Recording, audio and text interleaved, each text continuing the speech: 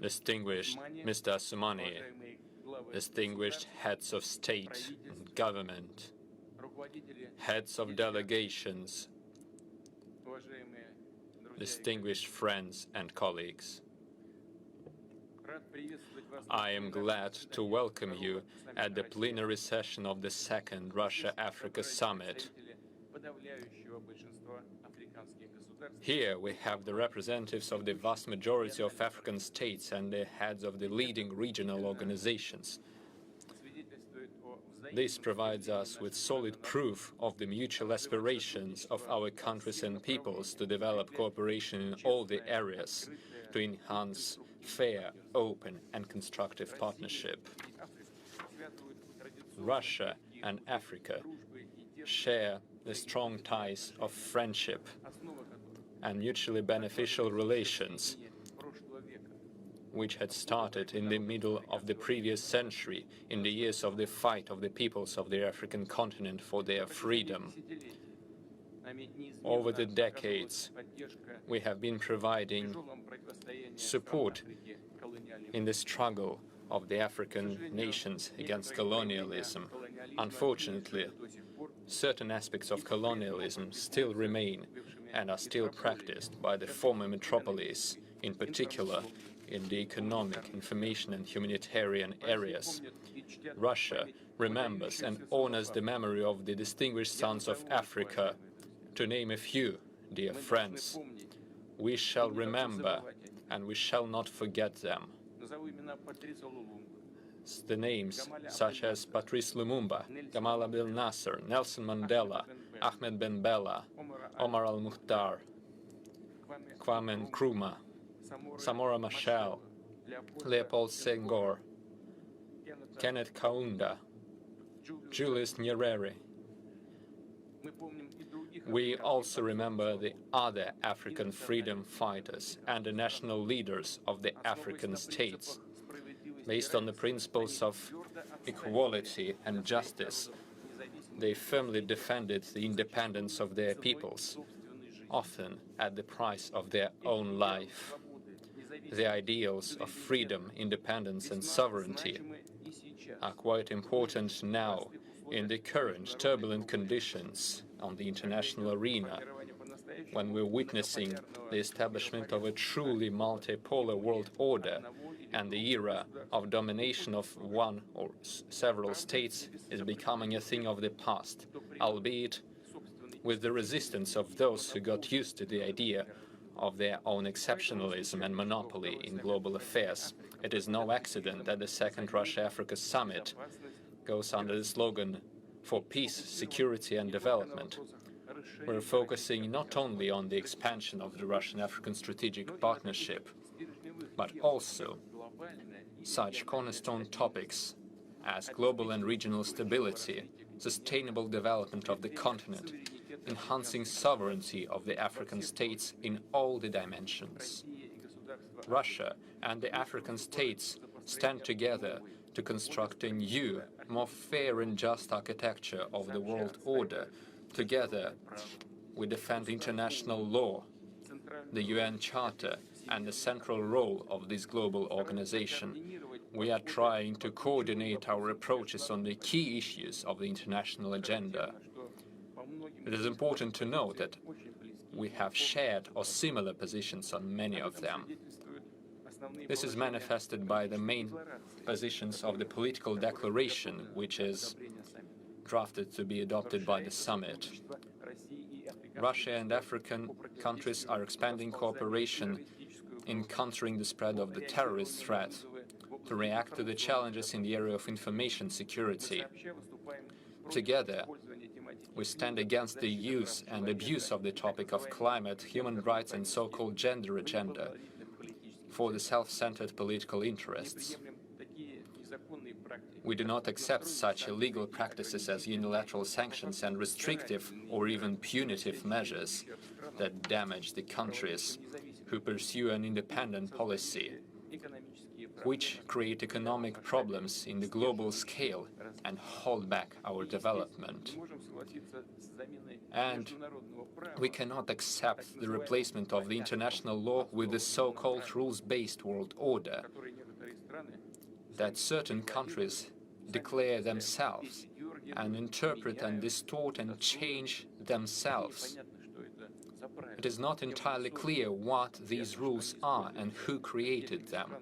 It is clear that certain countries are using them in their own interest and change them for their own benefit. Most importantly, Russia and Africa share our inherent aspiration to defend true sovereignty and the right for our own path of development in the political, economic, social, cultural and other areas. Such aspiration to independence and sovereignty does not equal self-isolation. Quite the contrary, it means openness and cooperation of the free states and peoples, states as equals in their rights. Sovereignty is not something you achieve, it is something you have to keep fighting for to maintain. That is why I would like to remind you the words of Nelson Mandela, who said, "Do not judge me by my successes. Judge me by how many times I fell down and got back up again." The same goes for state sovereignty. We need to defend it. We shall not step back or cave in under external pressure. In this aspiration to stay independent, to defend the sovereignty and take part in the establishment of the multipolar system based on states' equality, Russia and Africa show full solidarity with each other. Let me note that we witness the African continent becoming a new center of power. Its political and economic role is on the rise exponentially, and everyone shall take this reality into account. Let us take the example of the initiative of several African states for the settlement of the Ukrainian crisis. This is an acute issue, and we continue considering it. And this means a lot. Previously, any intermediary missions had been essentially monopolized by the countries with so-called developed democracies. But now it's different. Now Africa stands ready to help us find solutions for the issues outside of the zone of its original interests, and we respect your initiatives and take them into consideration. The authority of the African regional structures is also on the rise. First of all, the African Union, as the expressor of opinions and aspirations of the entire macro-region. Russia has actively supported the initiative to provide African Union with membership in the G20. This would be the right solution, which would reflect the reality and the balance of power in the modern world. We are open to cooperation with other regional integration groups of Africa. Yesterday, we had a special meeting with their leadership. We had launched an initiative to establish cooperation between the Eurasian Economic Union and the African Continental Free Trade Area, established within the African Union, to discuss the possibility of integrational synergy between these organizations. And we also share the aspiration of African states to take a more active part in the activities of the United Nations. We see the active position taken by the African Union in this regard. We stand ready for practical consideration of any proposals to expand the representation of Africans in the bodies of the United Nations, including in the context of the proposed reform of the UN Security Council. We believe it is time to mend the historic injustice towards the African continent. Distinguished colleagues, we have to admit the fact that the situation in numerous African regions remains unstable. We still see unsettled international and ethnical conflicts, acute political, social and economic crisis. This is the grave heritage of the colonial era, of the policy to divide and conquer of the Western metropolis in Africa. Terrorism The spread of extremist ideology, transnational crime and piracy all hinder the continental development. To counter these threats, Russia also offers its assistance. We stand ready in active cooperation between the law enforcement bodies and the special services of the Russian Federation and the African countries. We also intend to continue professional training for servicemen and law enforcers of African countries in the Russian specialized academies and universities. Currently, the servicemen from numerous African states are studying in the universities of the Russian Defense Ministry. In order to enhance the defense capacity of the continent's countries, we enhance our partnership in the military and military technical areas. Russia has signed agreements on military and technical cooperations with over 40 African countries, which now receive a wide array of Russian weaponry and military equipment. Some of them is provided free of charge in order to enhance security and sovereignty of these states. Our African colleagues take active part in the military and technical forums and exercises organized by Russia, where they can see the advanced types of weaponry and military equipment in practical use. The attention of Russia to Africa is on the rise. This can be seen in our plans to expand the diplomatic presence on the continent. We are ready to restore and open new Russian foreign missions and increase the number of employees in a number of existing embassies in Africa. This is an actionable step to intensify our contacts with the African countries, the political, business contacts, as well as cooperation in the humanitarian area, the area of culture and tourism.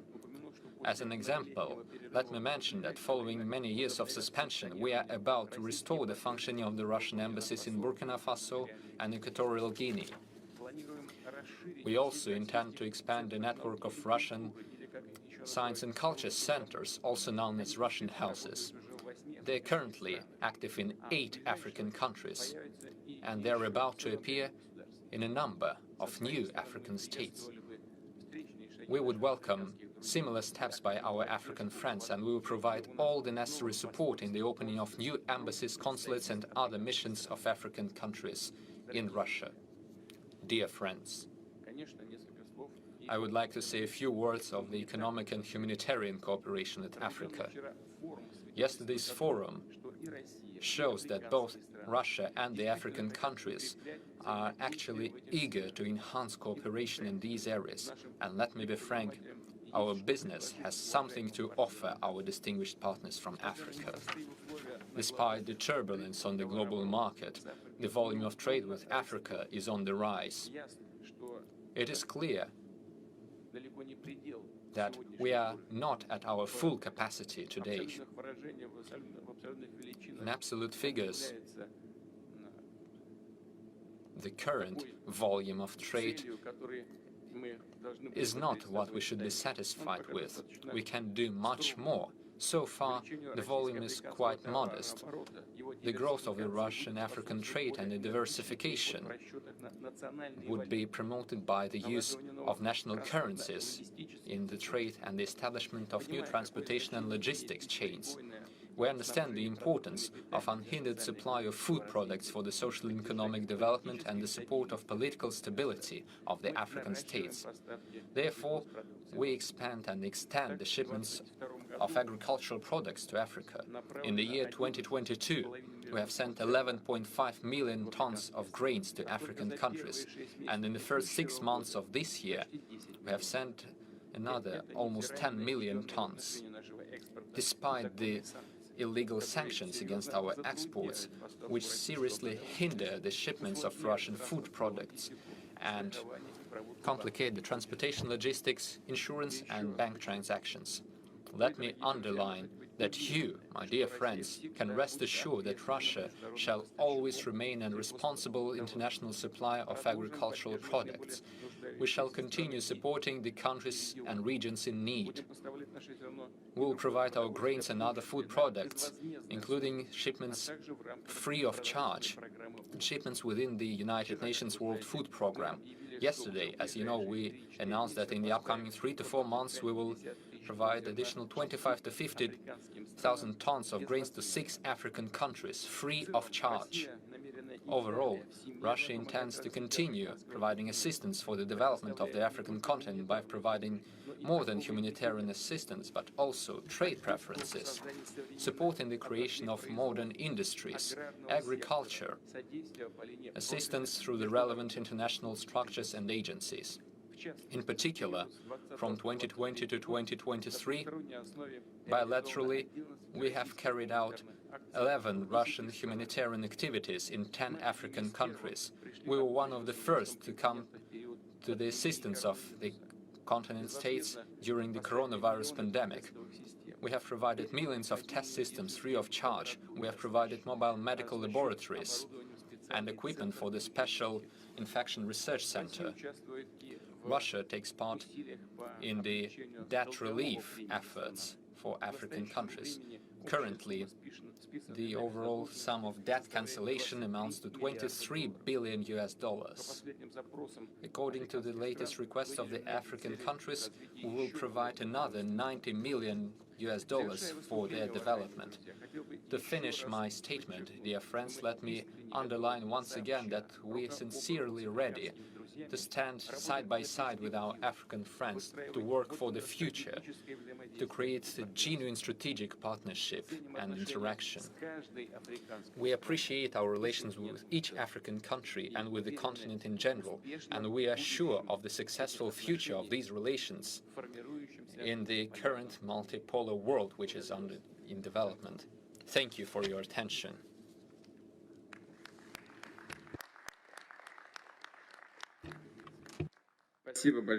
Thanks a lot. Thank you. Allow me to give the floor to Chairperson of the African Union, President of the Union of the Comoros, Azali Assoumani. You have the floor, Your Excellency.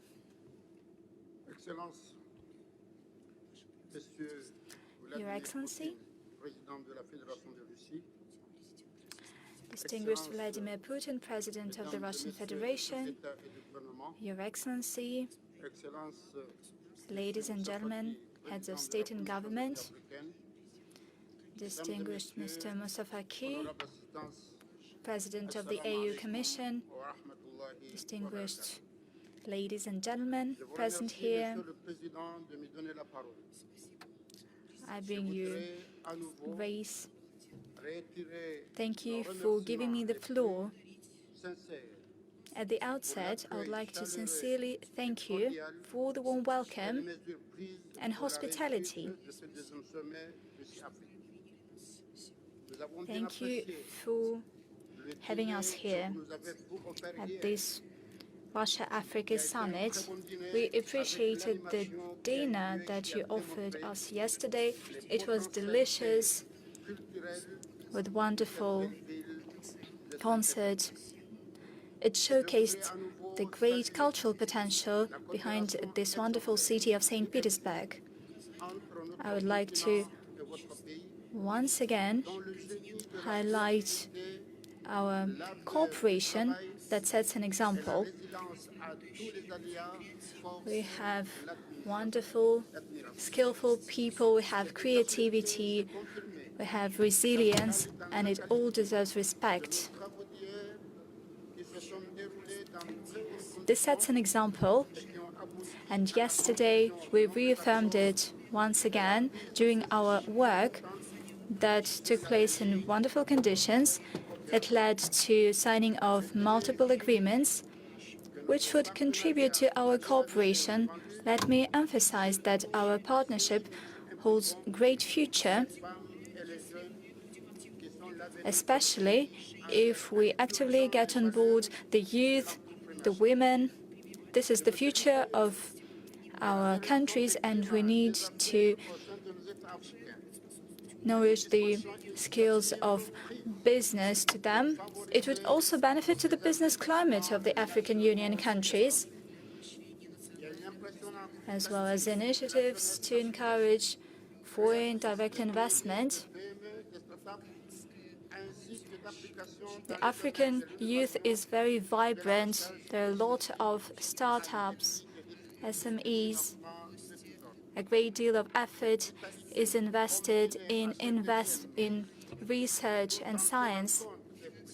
Despite shortages in investment, we need to take into account the priorities of each other. Certainly, the 2063 African Union agenda would contribute to the sustainable economic growth of the Russian Federation and the African Union. The African Union is engaged in the economic transformation. Certainly, Russia would participate in the investment. It would also benefit from our many resources. We want to build an economic and social Africa that is integrated in the rest of the world. Certainly, we need to develop trade, investment, in line with our shared goals. When it comes to training in digital technologies, Russia has achieved a lot here. We need to create human capital in order to work successfully in this area, in order to support sustainable development, in order to engage an increasing number of young people. As for peace and security, as well as democracy and human rights, of course, we applaud the efforts of some of our partners, but we also ask some of the other partners not to interfere in our domestic affairs. We are fighting against unconstitutional changes. At times, something happens on our continent, and that does not benefit our countries. The African Union condemns the anti-constitutional changes in Niger.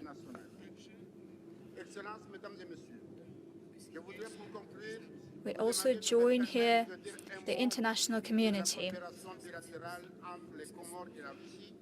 A few words on bilateral relations between Russia and the Comoros. In the 1980s, during the Soviet era, our country got an opportunity to send hundreds of students to the Soviet Union to train them, and today these people hold important positions at various authorities that are decision-making in our country, especially with regard to the business community and economic area. Some of them make part of my delegation. Many of them are interpreters. That is why we thank you for this friendly and efficient cooperation. I'm positive that all of my colleagues present here are also grateful to you. They wish to galvanize this cooperation with Russia. We hope that the Russia-Ukraine crisis that somewhat halted our relationship would see the resumption of our relations. Thanks a lot, Mr. Chairman.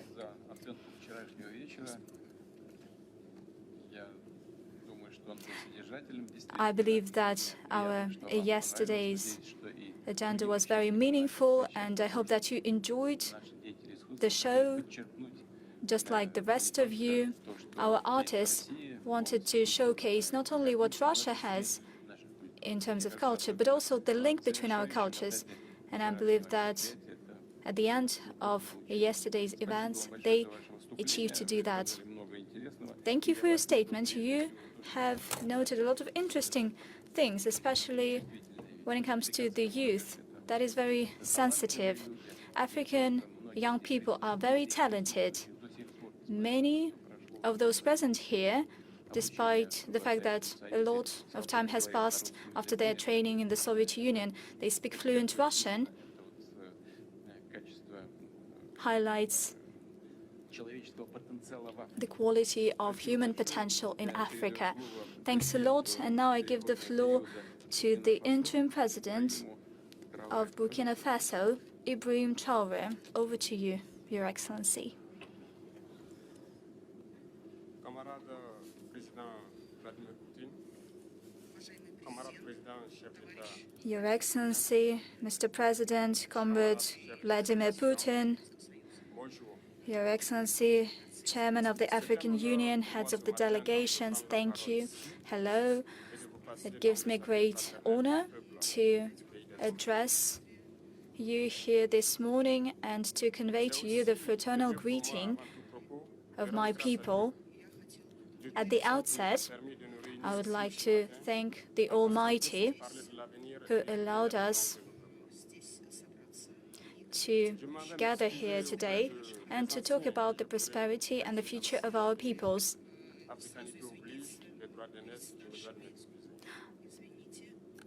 I'm sorry for maybe offending you somehow. My generation asks a lot of questions but does not get any answers. Here, we feel at home. Russia is also a family to Africa because we share history. Russia has sacrificed a lot to liberate Europe and the world from fascism. During World War II, we have shared history. We can say that we are forgotten peoples of the world, be it movies, books. In many ways, the role of Russia and Africa in the fight against Nazism has been forgotten. But today we stand together, and today we're here to talk about the future of our countries and what will happen tomorrow in this new free world to which we aspire for, where there will be no meddling in our domestic affairs. We have shared prospects, and I hope that this summit will provide an opportunity to establish just peace and just world order and relations between our peoples.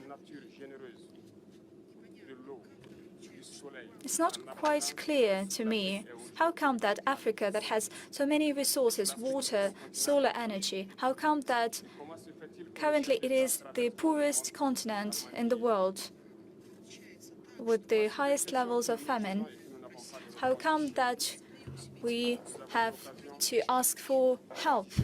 We ask ourselves, but we don't get any answers. We have a chance to build a new relationship. Hopefully, this relationship will be for the better to us in order to build a better future for our country. On behalf of my generation, I would like to say that due to poverty, many had to cross oceans in quest for a better life. At times they die, at times they starve. It's hard for them to survive. As for Burkina Faso, it's been 8 years since we have been facing the most barbaric and violent form of colonialism, barbarism. We are imposed this modern form of slavery. We were taught one thing: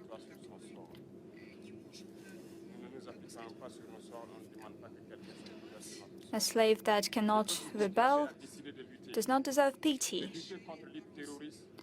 And we decided to fight against terrorists that impede our development and our struggle. Our peoples decided to take up arms in order to fight terrorism. We're surprised that imperialists, they are called militarized units, militarized groups. In Europe, people take arms in order to defend their motherland, they are called that they say that they are not patriots. But when my grandfather had to take up arms, it was against his will.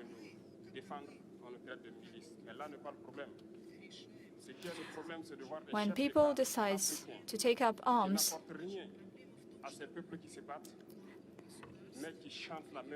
there's another problem. The problem is that the heads of African states do not give anything to these people who fight against imperialism. They're calling us armed units, bandits.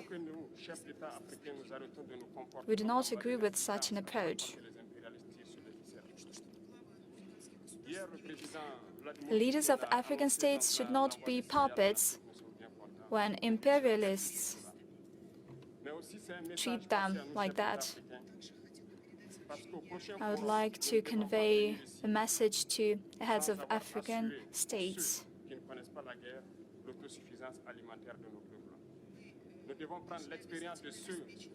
We need to ensure self-sufficiency of our peoples, of our countries.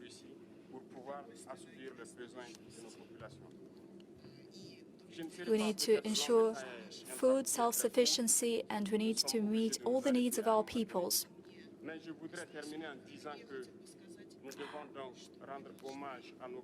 Since there's not much time left for my intervention, let me pay tribute to our peoples that fight against all the evil. Glory to our people, respect to our people, and victory to our people. Thank you, comrades. Спасибо, уважаемый господин Трауре. На что хотел бы обратить внимание? Вот только что выступивший коллега сказал о роли России в борьбе с нацизмом. Она кем-то пытается быть затушевана, забывается. Mr. Traore, indeed, the truth is distorted as someone converted by someone, but indeed this struggle was fought by the Soviet Union to liberate humankind against Nazism. Let me draw your attention to the fact that the struggle of Africa for its independence and against apartheid has been going on not for the interest and for the benefit of the Africa per se, but also for the benefit of the humankind, because it leads to such results that improve the quality of relations in the world.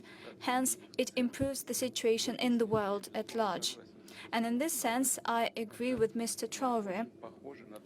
It resembles pretty much what was happening with the Soviet Union, what has been happening with Russia in its struggle, and what is happening with Africa in their quest for genuine independence. It gives me great pleasure to give the floor to the President of the Central African Republic,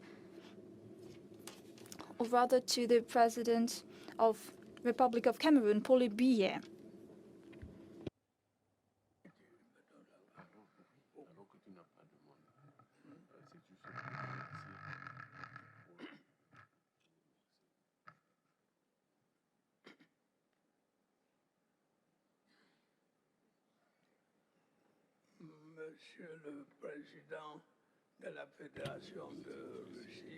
Your Excellency, President of the Russian Federation,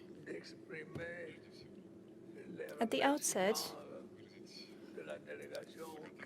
allow me to express my appreciation on behalf of my delegation and on my personal behalf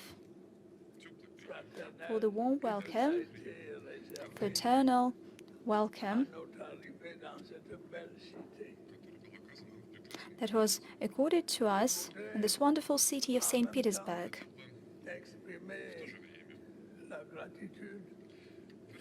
At the same time, allow me to express my appreciation on behalf of all the African states and peoples for arranging and organizing this summit that would, without any doubt, help strengthen mutual understanding between Africa and the Russian Federation.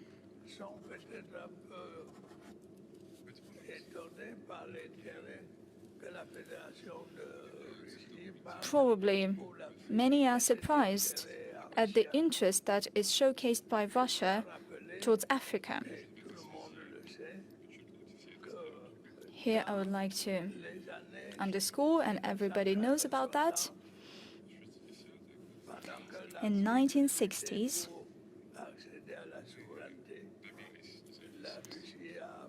we gained independence after a long struggle, and back in the day, Russia provided huge assistance and genuine assistance to my country. Once again, I would like to thank your grand country for this help. As for today's forum, it is dedicated to cooperation. This cooperation has always borne great results to Africa. Today, the world is facing many problems: drought, economic crisis, let alone the COVID-19 pandemic. It was a new page in our history, but let us not forget about other problems, skyrocketing inflation, and other issues. In the face of these challenges, we call you for cooperation, the kind of cooperation that Russia has always enjoyed with Africa. I'm confident together we can offer new solutions to our peoples to address all challenges.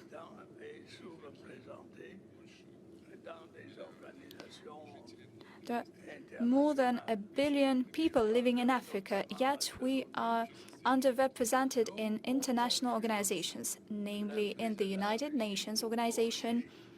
We look forward to Russia's support in rectifying the current state of affairs, which is unjust.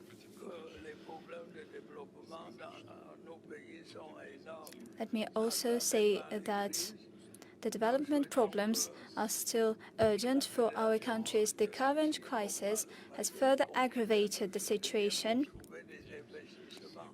Just like in the past, we hope that Russia would support us. It would help us find finance and resources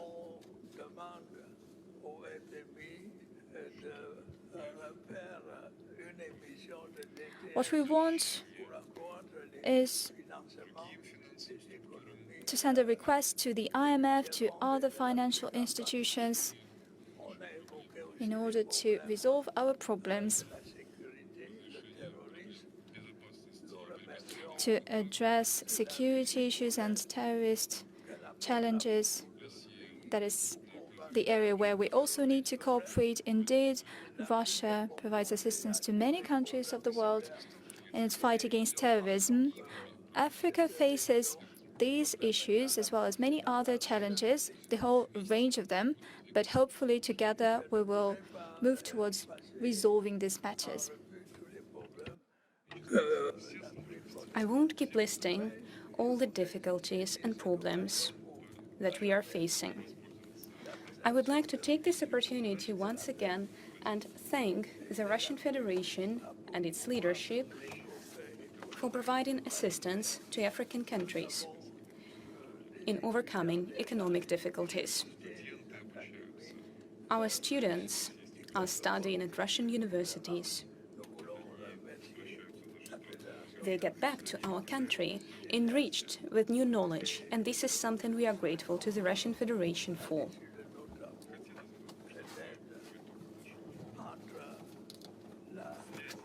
I would like this forum to ensure that relations between Russia and Africa strengthen. Thank you for your attention. Our distinguished colleague has just said that some people are surprised at Russia's increasing attention to Africa. However, I personally think that this is hardly surprising. There is a certain apprehension regarding this process, but it is something else that is surprising. It was surprising that at a certain point in history, Russia started paying less attention to Africa despite the positive experience of previous decades that we had accumulated. However, at some point, we did not pay enough attention to Africa. But given Africa's future, its potential, and our achievements accumulated over previous decades, it is only natural that we, Russia and Africa, restore our relations, and this process will continue unfolding. Our work today is another attempt to move down the same path. I now give the floor to President Touadéra of the Central African Republic.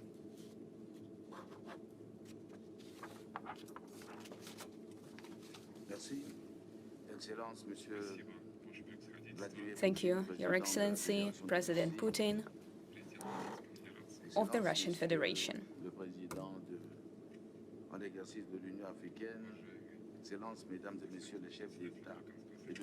Distinguished Chairman of the African Union, Heads of State, ladies and gentlemen. Today, I speak on behalf of the Central African Republic. I make my address at the plenary session of the Second Russia-Africa Forum that is taking place in the beautiful city of St. Petersburg. I would like to thank the Russian Federation for its resolve in supporting Africa in its fight for sovereignty and for our rights enshrined in the United Nations Charter. I would like to thank the Russian President, Russia's leadership and Russian people for the stellar organization of today's forum, as well as for the cooperation with Africa it is engaged in. Despite all the geopolitical hardships, as well as those in climate and energy that we are facing, the Central African Republic receives assistance from Russia. Our friendly relations are at an all-time high. Russia and the Central African Republic have enjoyed top-tier relations.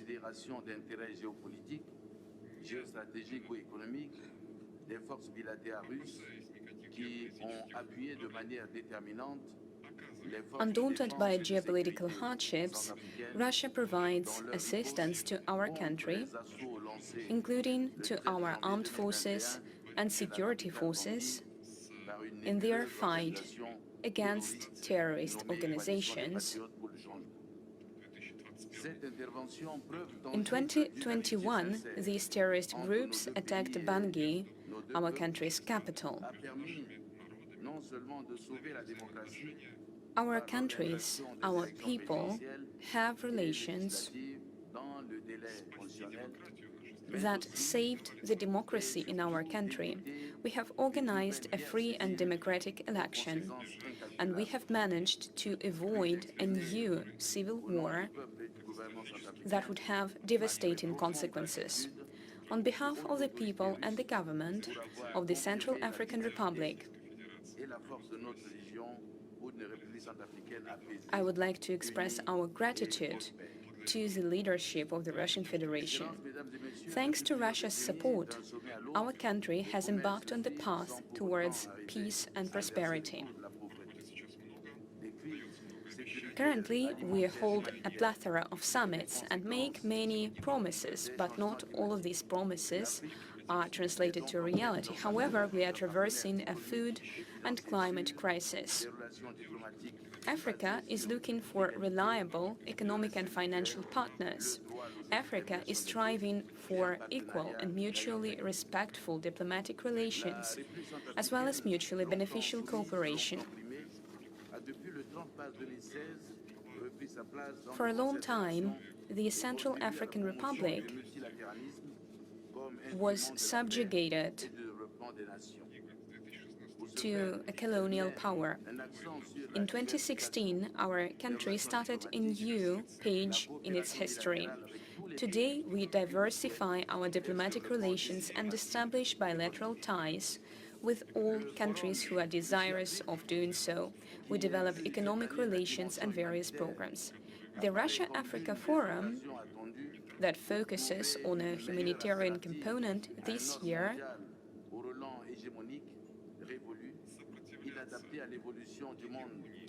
is an opportunity to resist the hegemony of certain participants of international relations. As part of innovative cooperation with Russia, we are looking for practical and sustainable solutions for our country and the entire African continent. Your Excellencies, ladies and gentlemen, our country, its subsoil resources, and its nature are full of riches. However, these resources are not enough today because the colonial yoke continues to remind of itself, persists. The Central African Republic invites all countries of the world to a mutually beneficial and effective cooperation within a world order based on the United Nations Charter.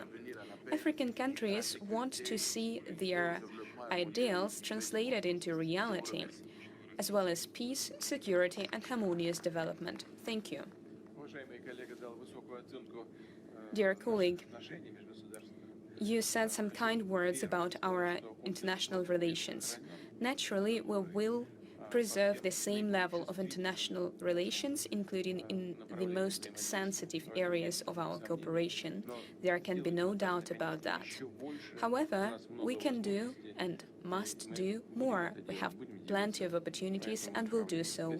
We will develop our relations in this area. I now give the floor to the President of the Republic of Uganda, President Museveni. The floor is yours.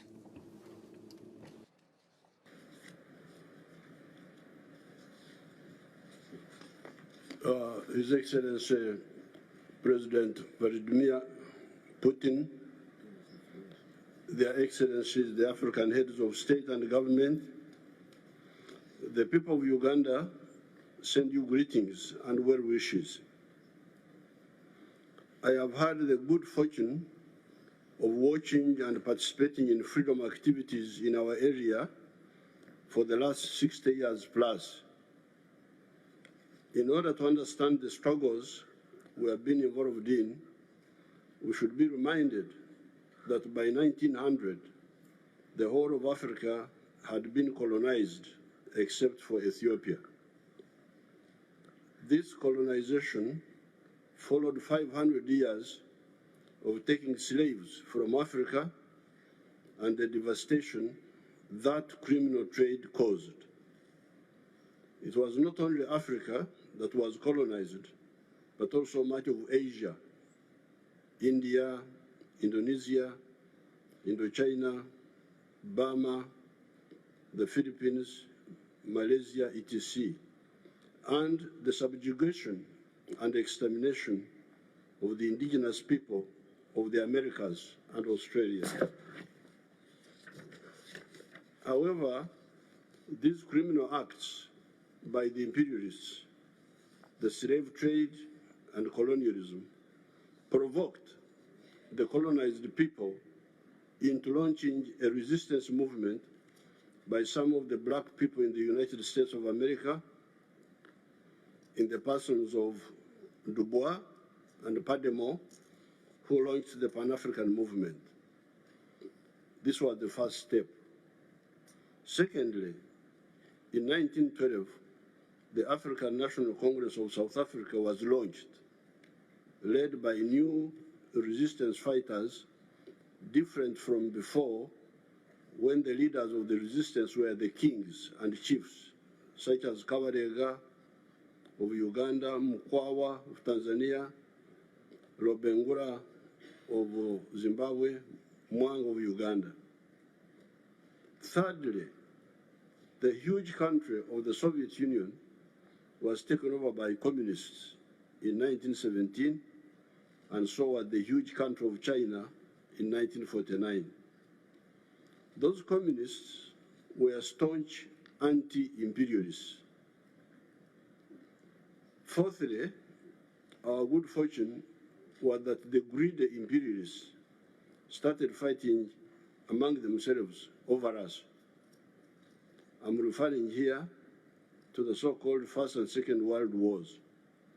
In effect, these were inter-imperialist wars vying for domination of the world.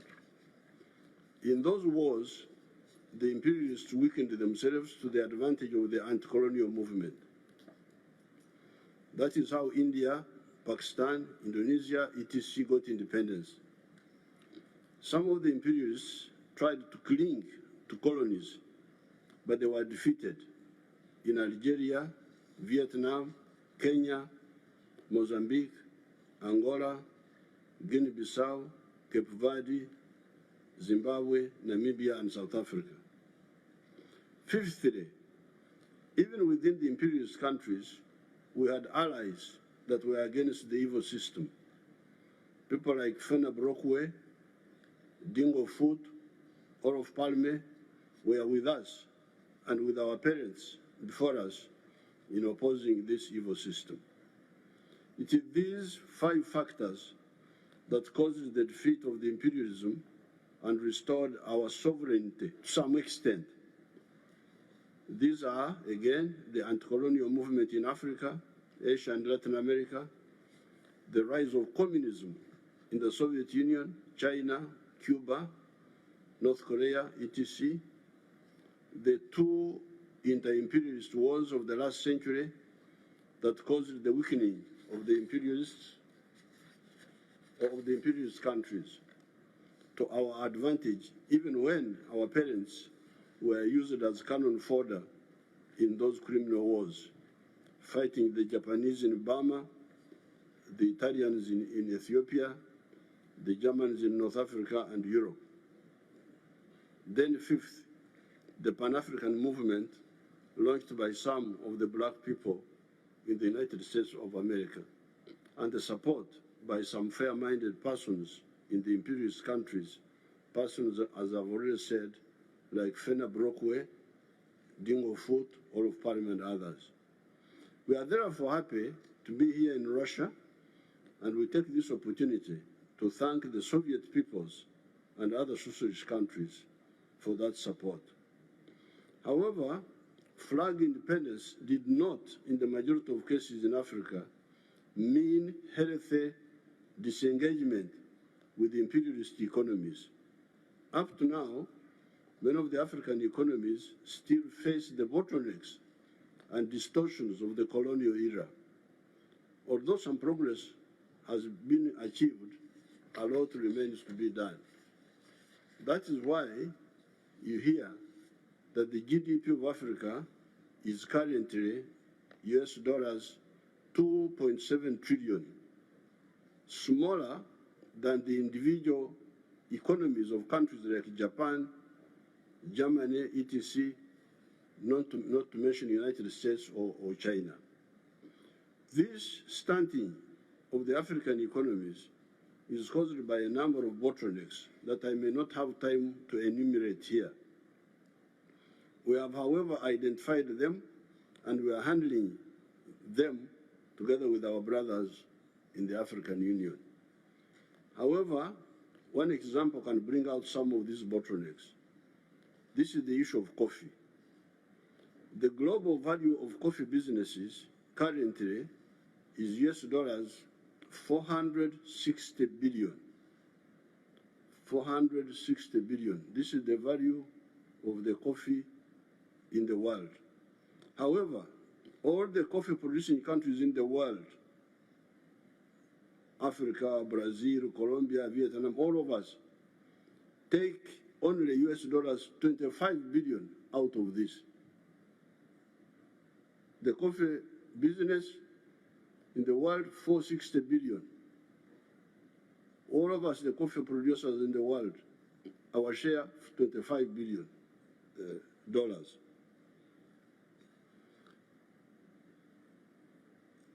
Africa's share is US dollars 2.5 billion.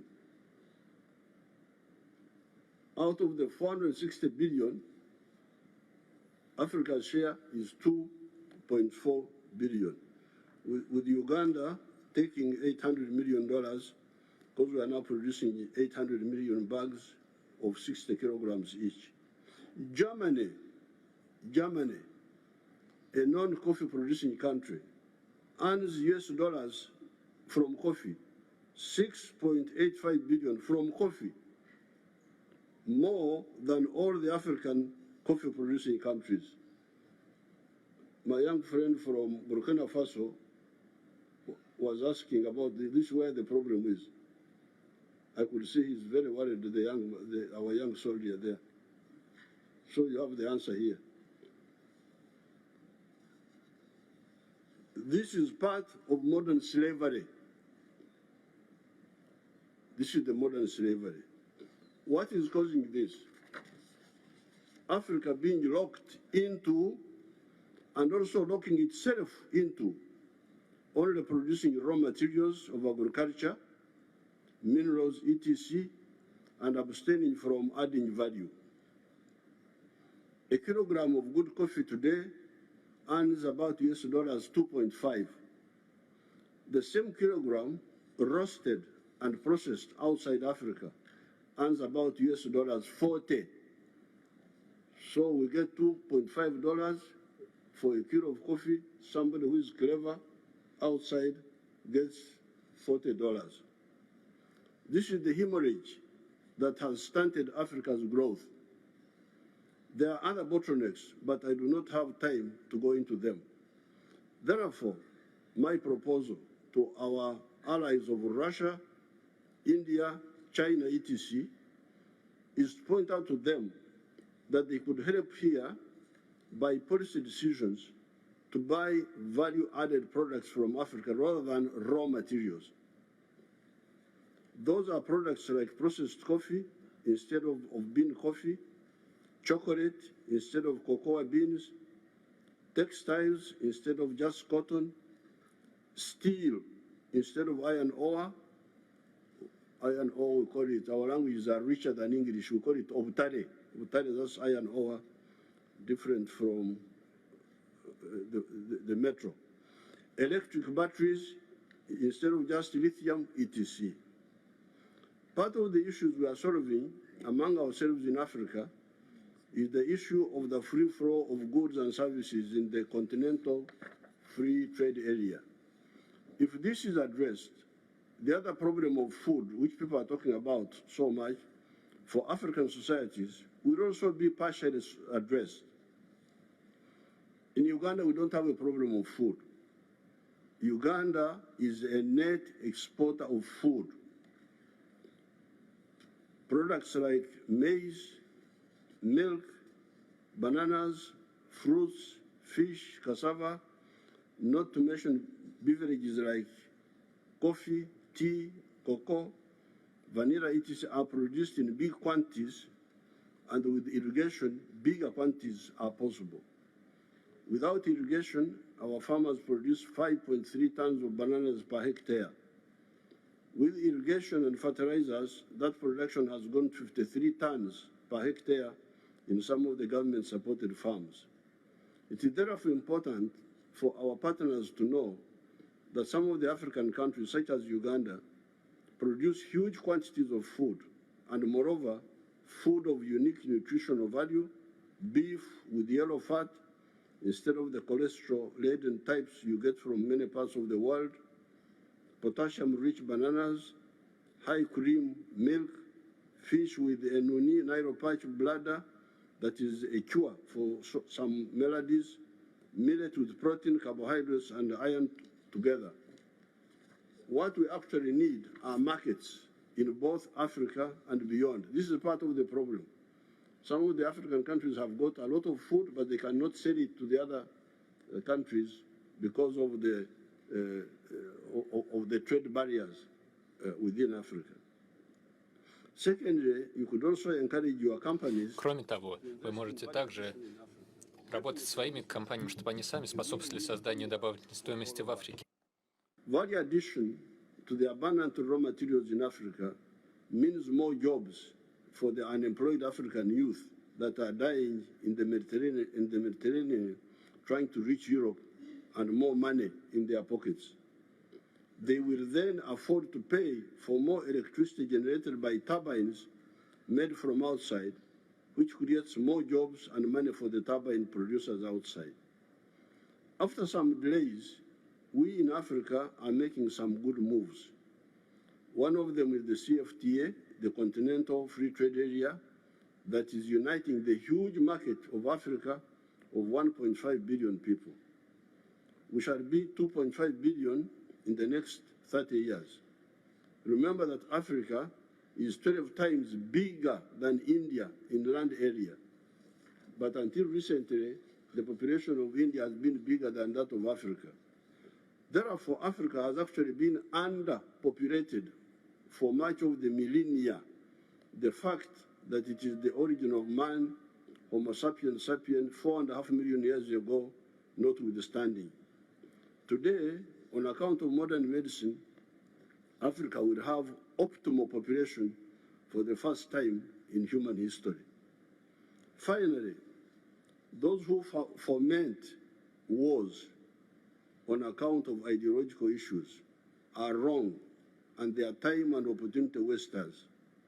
Human history will move on whether they like it or not. Did the religious wars in Europe impose religious conformity in the world? You remember there were people who wanted to make sure that everybody is a Catholic, wanted to make sure, and they were using war, and what happened? They failed. Did Metternich, there was the Austria of the Austro-Hungarian Empire called Metternich. Did Metternich's Holy Alliance stop the spread of capitalism and the overthrow of feudalism? When there was a revolution in France in 1789, this revolution was a bourgeois revolution, was a capitalist revolution. Now, Metternich was supporting feudalism, and his answer was to launch war to defeat the capitalist movement in France. But he failed. The only justified wars are the just wars, like the anti-colonial wars. Wars of hegemony will fail and waste time and opportunity. Dialogue is the correct way. I thank you. Thank you so much.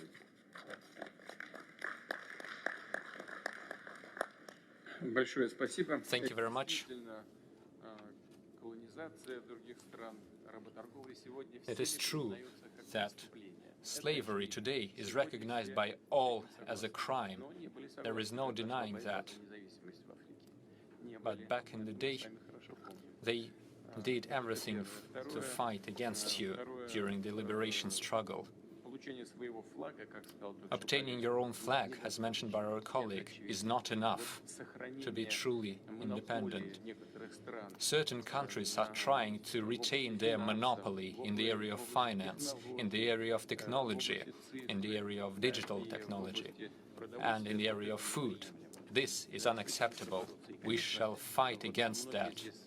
And many of those present here are aware that the Soviet Union and Russia never believed that we should just buy the raw materials from Africa. Remember how many industries, how many power plants and steel plants were produced and constructed by the Soviet Union in Africa.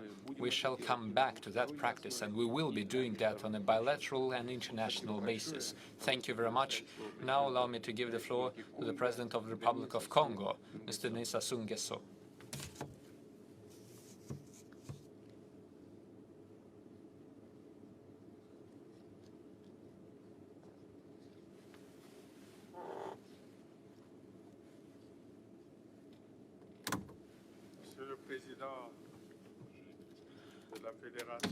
Distinguished Mr. President of the Russian Federation,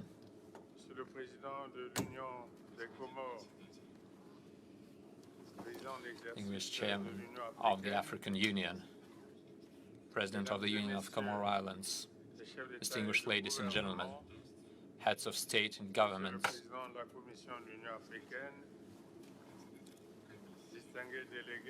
distinguished chair of the Commission of the African Union, ladies and gentlemen, qui nous a été réservé, à moi-même et à ma délégation. Our delegation Et would la like to thank satisfaction you de prendre for the part warm à ce hospitality. deuxième sommet. We are glad to seize the opportunity to take part in the second Russia-Africa summit. First of all, I would like to sincerely thank the President, His Excellency, Mr. Vladimir Putin, for the warm hospitality that we've enjoyed here. The issues discussed during our today's session, in my view, are first of all our aspiration to peace, security and development. Each era in history is a separate generation. Each generation has its own challenges. In Africa, we are always talking about unity. Previously, we were fighting against colonialism. We had to fight against the apartheid.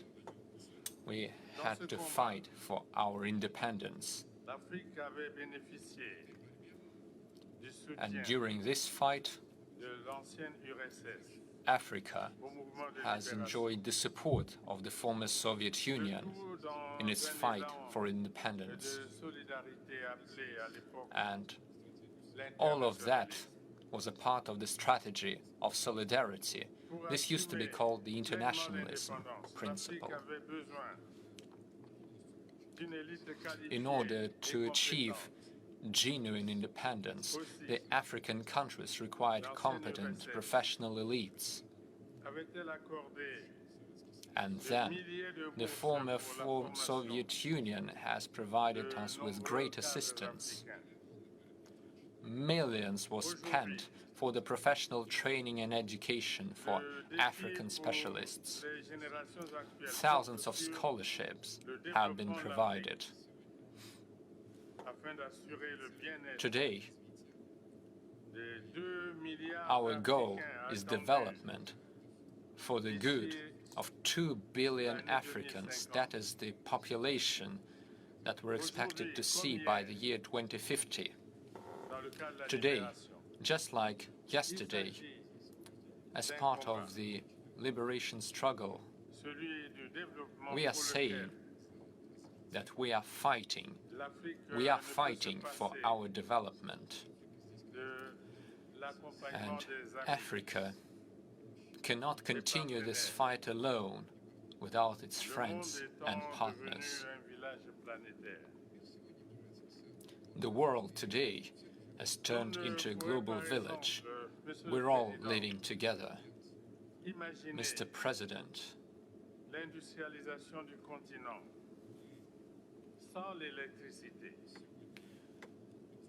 today we can confirm that the industrialization of our continent is not possible without electrification. You may remember the famous slogan of the great revolutionary of your country, who said that socialism is the Soviet power plus the electrification of the whole country. At the same time, today, as we see the situation, 600 million Africans, let me repeat, 600 million people in Africa do not have access to electricity.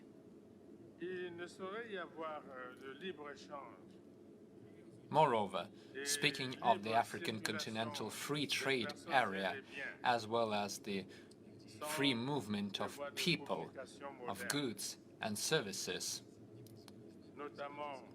we must say that this is not possible without modern means of transportation, logistics, transportation links, the railroads, the sea traffic, the telecommunications, the airports. The African continental free trade area is the manifestation of a new vision for our future. à des infrastructures de communication viables. However, the implementation of the free trade area is only possible if supported by the relevant infrastructure, and these investments are quite costly. Ce sera au prix d'un And if our endettement countries suicidaire. are left alone, Ces réalisations this ne seront would be possibles equal to qu'en suicide. tout le pays. The implementation of such plans is only possible if we unite our efforts as part of the continental or the regional and sub-regional organizations. Appel au renforcement Assistance to Africa by Russia du partenariat stratégique gagnant-gagnant. means strategic partnership, Cela impose and we call for the establishment of a strategic, mutually beneficial partnership. At the same time, we, as the African countries, shall concentrate on defining the main priorities, the main infrastructural projects, which would be subject for future negotiations as part of the state-private partnership. We will be seeking diversified financial sources, including concessions, loans. For the long term, we may discuss various sources of financement. Africa can only continue its development in the conditions of synergy. Self-isolation is unacceptable for us. Sure, there are small-scale projects currently in place, but we need the large-scale ones. We do not expect any generosity for us. We are not begging for money. The Russian-African partnership has a great future. Africa has vast resources. Our vision of the future of our cooperation is a vast vision, and we're doing this in the name of peace.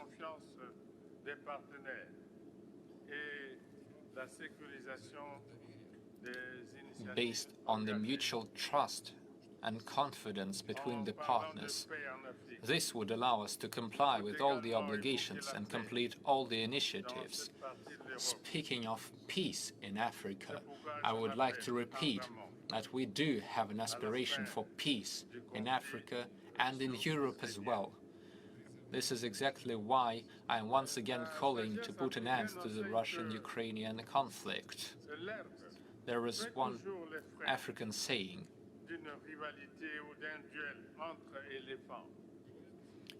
it goes that grass suffers from the elephants walking on it.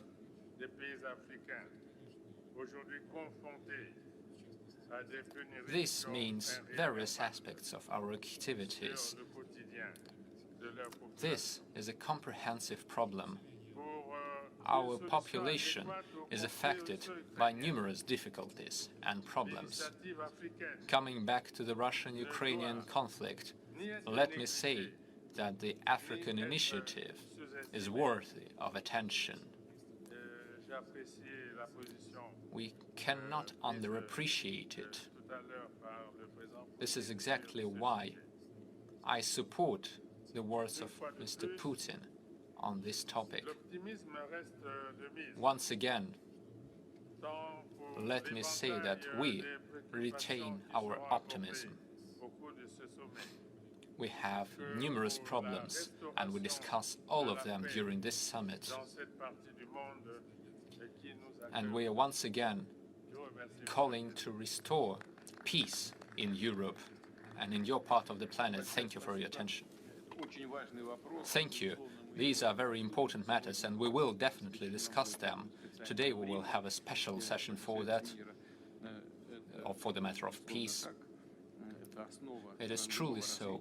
This is the basis for any development. But let me also take note of a few aspects that were just mentioned in the speech, namely infrastructure and professional training and education.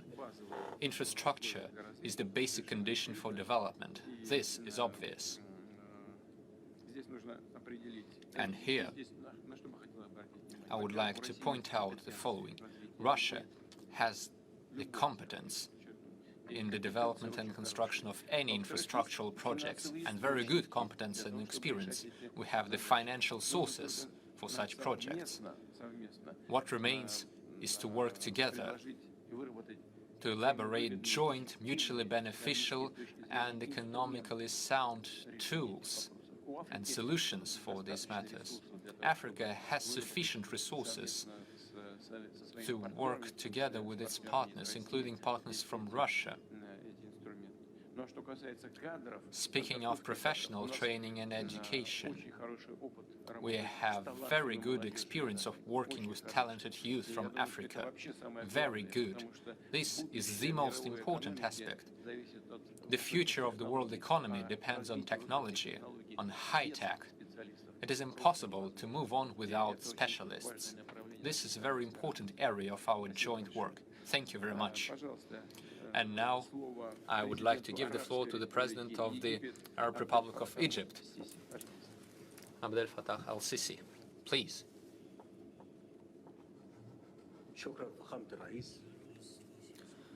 Thank you very much, Your Excellency, President of the Russian Federation, in the name of Allah, most gracious and merciful. Your Excellency, President of the Russian Federation, Vladimir Putin, Excellency, Chairman of the African Union, Mr. Asmani, Your Excellency, Heads of State and Government, ladies and gentlemen, first of all, I would like to express my gratitude to the President of the Russian Federation, Vladimir Putin, for the warm hospitality and the great organization of the second Russia-Africa Summit. The first summit, as we know, was organized in 2019, and we believe that this was an important event for the establishment of partnership between Russia and the countries of the African continent. Today's summit takes place in the most complicated international situation, since we are witnessing the polarization of various forces and their influence on the entire system of international relations. The African countries have a bit in the construction of solid infrastructure for their further development. And we are also concerned about the matters of peace and security. This is exactly why our countries are trying to do everything to use the resources at their disposal to achieve such goals. Ladies and gentlemen, Egypt has always pioneered initiatives in these areas. Peace between the strong powers shall be based on the principles of justice. This has always been our strategic choice. We firmly believe that strength is in truth and in logic, and not the other way around.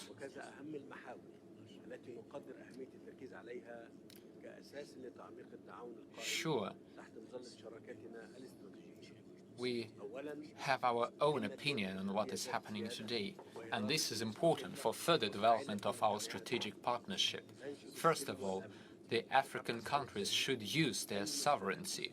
They should speak out in favor of peace, justice, sustainable development.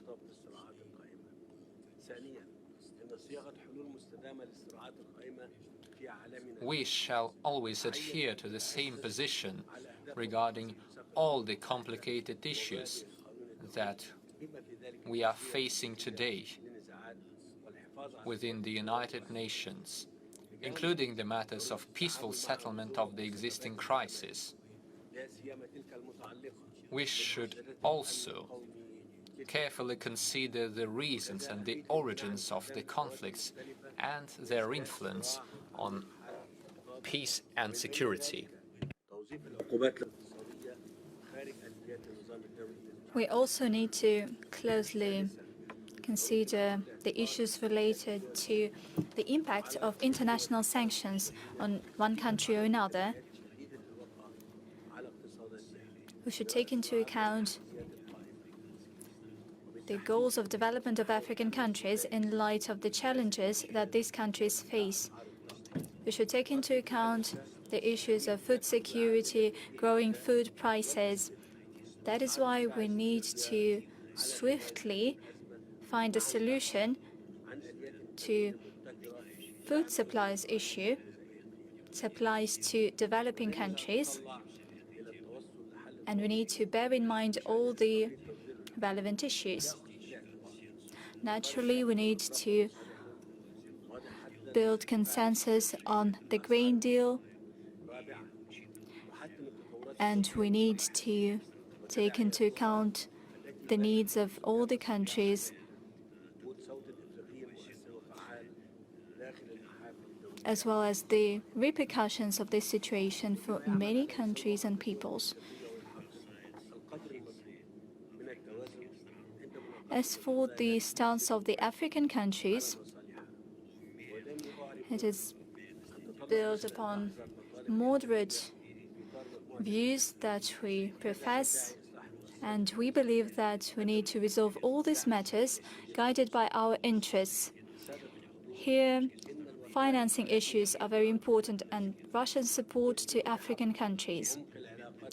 The documents that we adopt today at the summit are crucial to define our strategic partnership, let alone the vast prospects that are opening up in light of the development of our cooperation. And it also meets our common interest. Certainly, the areas of economic cooperation and the attention that we pay to industrialization, agriculture, infrastructure, it is all very important for our cooperation with Russia. Taking into account the historic ties between our peoples, let me avail myself of this opportunity to state that Egypt is ready to contribute to deepening our strategic interaction, building upon the principles that we agree on. We are also ready to step up ties between our companies and Russian enterprises. With regard to the interests of our region, we need to take into account the efforts of the African Union, as well as all the steps to restore our economy, to develop our economy, and to strengthen peace and stability in our continent. By way of concluding, let me thank the Russian Federation and Vladimir Putin personally for this summit, for organizing this event. We hope that this summit will yield the desired result for the benefit of peace and progress. Thank you. Thanks a lot, Your Excellency, Mr. President. Relations between Russia and Egypt over the past decades have been strategic. That is a simple fact, regardless of what our documents state, although they state exactly the same thing. But relations between Russia and Egypt enjoy strategic nature in terms of politics, economy. We have a lot of shared joint projects. Let me get back to something that was raised by my friend and colleague regarding the food policy, food shortages and food prices and so on. I've already stated, and I would like to repeat it once again, difficulties in food and energy global markets, but they emerged not yesterday due to the conflict in Ukraine, but they started way back during the COVID-19 pandemic, when many countries, including industrialized countries, they closed companies, they closed enterprises due to health concerns. They had to support their population and their production in various areas. How would they do that? At the end of the day, they emitted a lot of money in the US and in the Eurozone. In the Eurozone, there was a somewhat lower emission, but in the US, they had bigger emission. And they started printing money and allocating this money to buy food on global markets, and prices skyrocketed. This had to do with short-sighted energy policy. They didn't have any grounds to rely on efficiency of reliable energy sources, renewable energy sources. They didn't invest in hydrocarbons. This all led to the growth in energy resources prices. This affected ultimately the price of fertilizer. One mistake after another, one led to another. These are fundamental things that turned the markets upside down, the food and fertilizer as well as energy markets.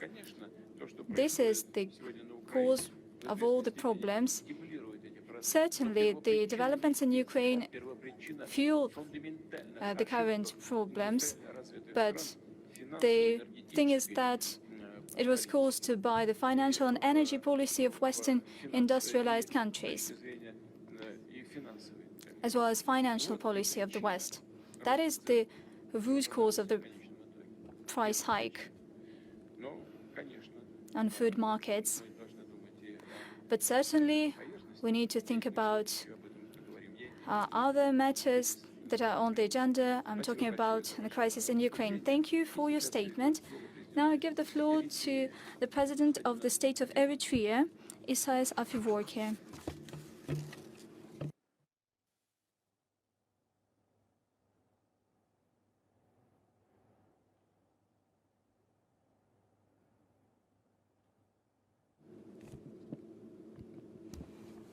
Your Excellency, Mr. Afewerki, you have the floor.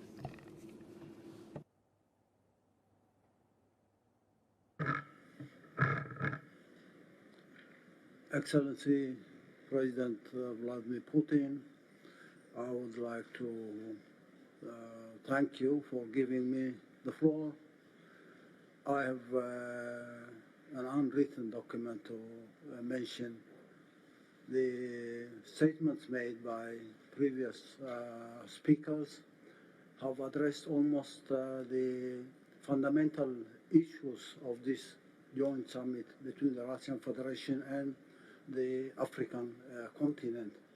My emphasis would be on the process that we are undertaking now in through consultation, developing consensus is very critical. We are in this second phase of the Russia-Africa summit, which, in my opinion, has highlighted and developed some of the fundamentals for this strategic partnership. But the strategic partnership will have to take stock of serious issues at the moment. I would suggest that a mechanism be established to develop to prepare a document for strategizing on this strategic partnership between the Russian Federation and the continent. But this strategy will not have to be a general framework for the partnership that we'll have to build. We need to further move towards identifying areas of cooperation within this strategy and prepare documents for concrete projects on each and every sector and industry. The sectoral and industrial planning within a broader strategy, taking stock of details that will have to be prepared for the mobilization of resources. In my opinion, Russia, Africa, China, other partners, even outside Africa, Latin America, Asia, developing these projects and their manuals or details of the plans that will require the mobilization of resources. I would say this continent has, as we're told, has more than 60% of natural endowments globally. If this 60% could be mobilized to implement projects at a sectoral and industrial level, then we talk about the time frame for implementing these projects by mobilizing the required resources. I'm confident to say that the Russian Federation has all the industrial base and technology base to provide the support required for this strategic partnership between Russia and Africa, but also including other continents that will make their contributions at the final achievement of the goals. And the draft document will have to be prepared, I say now, and probably in the coming summit that will take place anytime next year, so that we have a clearly defined strategy. The strategy will have to include a number of sectoral and industrial plans, detailed plans on the timing of implementation, plus the mobilization of resources, not only material resources, financial resources, but also technological and industrial resources that will have to be mobilized to implement these detailed plans. The detailed plans could be implemented by putting in place mechanisms that will take every project on its own and implement, ultimately creating an integrated approach on implementing those particular programs. And this requires a lot of refinement on the institutions and then the mechanisms that we'll have to create. I would urge all those who have the resources above any other party, I would urge the Russian Federation to provide the support and make the contributions for detailing out the strategy, working out detailed plans on objectives that will be defined by clearly detailed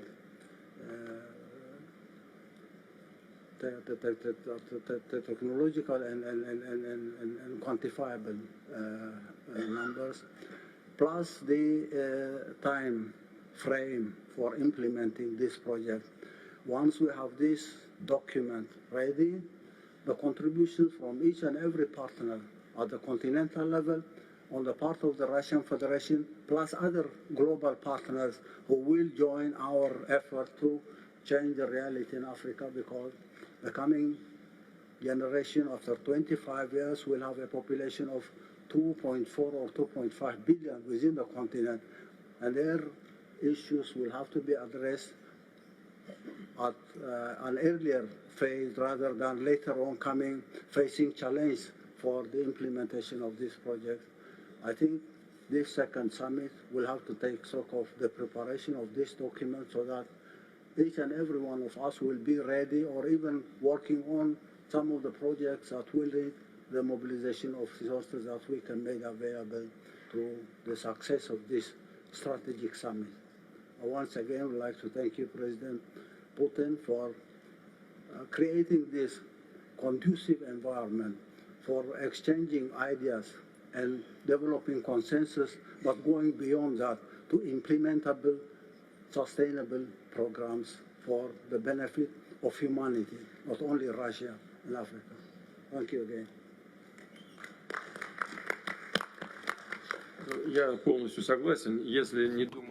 I totally agree with you. If we don't think about short-term and mid-term, then it would be hard to achieve some genuine results. So the establishment of such mechanism and strategic partnership is a very important deed. That is a beacon that shows where we should be going. Indeed, that is a very challenging task at hand. And if you want to compare it with the capacities of our partners from other regions in Latin America and Asia, then the best way, the best platform would be consultations with our BRICS partners. And here present are colleagues, for instance, President of the South African Republic. Together, we will try to advance your ideas together with our BRICS partners. Certainly, we also need to think about, of course, it is a very challenging effort to consider all the sectors, all the countries, but if we want to get specific results, we need to think about it right now. I agree with you. Thank you. Give the floor to the President of the Republic of Guinea-Bissau, Mr. Umaru Sissoko Embalo. Спасибо, друг. Senhor Presidente Vladimir Putin, Presidente da Federação da Rússia, Your Excellency, President of the Russian Federation, Vladimir Putin, distinguished heads of state and government, Your Excellency Mr. Assoumani, heads of African countries, distinguished heads of the delegations, distinguished representatives of international organizations, distinguished guests, ladies and gentlemen. First and foremost, I would like to express my sincere appreciation to President of the Russian Federation, Mr. Vladimir Putin, and the government of the Russian Federation for the warm welcome accorded to our delegation and to me personally in this beautiful and hospitable city of St. Petersburg.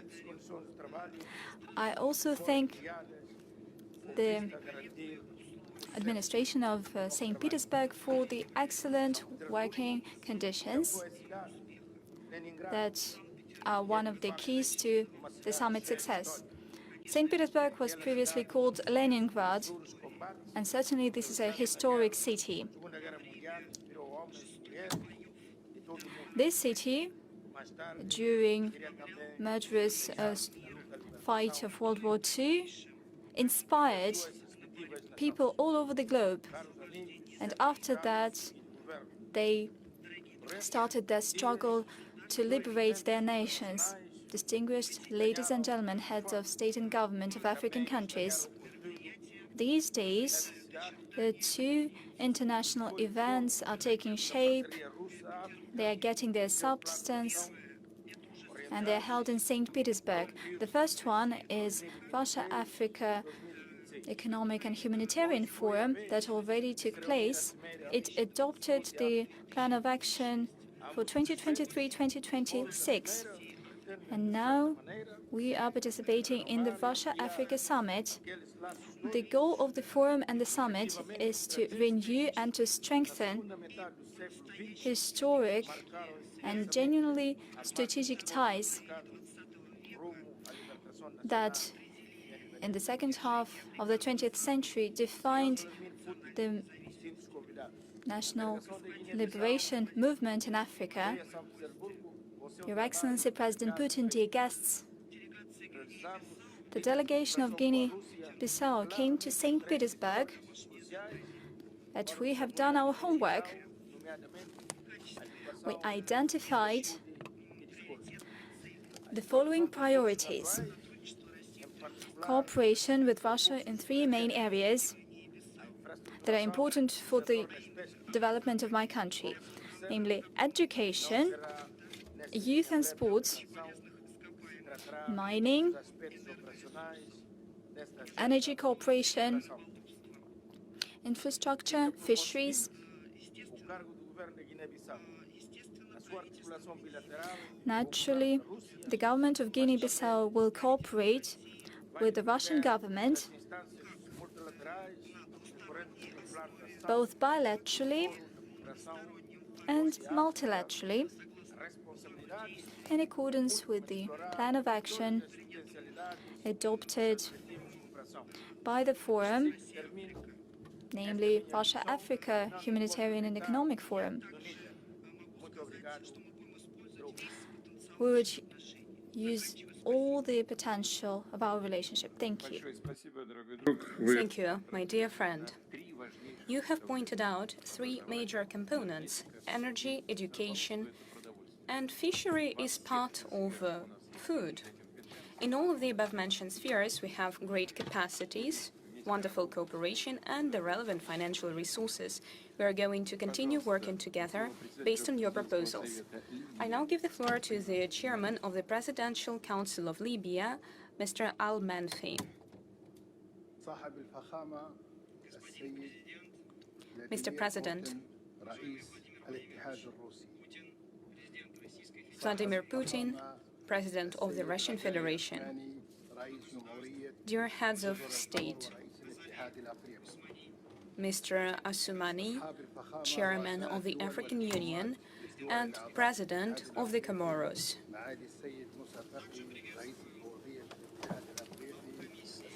I also greet the Chairman of the African Union Commission, Moussa Faki Mahamat.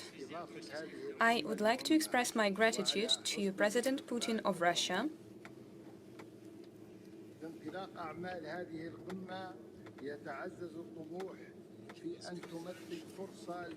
One should also point out that this meeting will show the depth of relations between the Russian Federation and the African Union, African countries, the African continent in general, in accordance with the decisions made at the meeting that took place in Sochi in 2019. Ladies and gentlemen, currently, we are preparing to celebrate the 10th anniversary of the decisions that were made regarding the strategic pathway of the African continent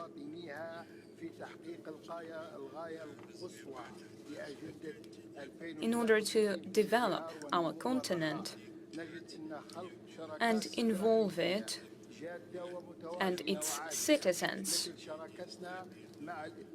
in ensuring stable development.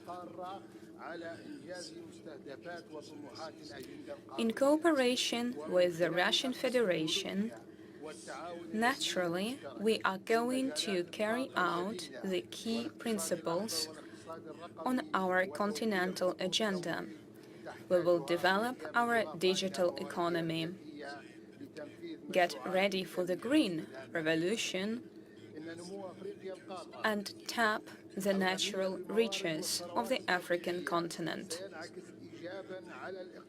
Africa is rich in natural resources. Therefore, its development will have a positive impact on the development of world economy. And we will endeavor to change the models of cooperation between us and our former allies, our time-tested allies, rather, in order to establish fair prices on natural resources.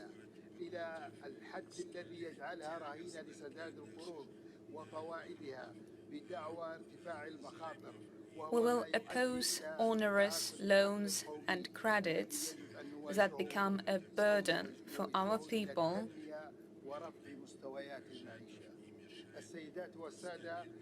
that empty our national budgets and hinder our country's development. Ladies and gentlemen, we try to engage in the development of projects aimed at restoring infrastructure, railroads, production of clean energy. We are trying to counter challenges in our environmental activities. We are fighting hunger. And we do everything within our power to increase our agricultural output. Given the current situation, we naturally would like to remind you that the Russian Federation is a permanent member of the United Nations Security Council. Therefore, it plays an important role in bringing the African continent's plans to fruition, and our continent is striving for a constant and sustainable development. Africa believes that throughout many centuries it was exploited in an unfair manner.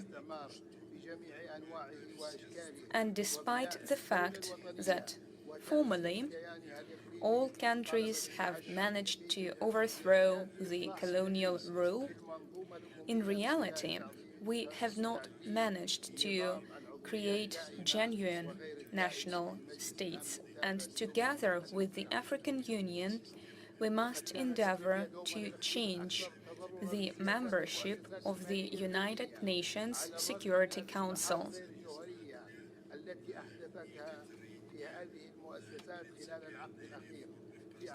Despite certain minor reforms that have taken place in recent years, the domination of those who have always dominated persists.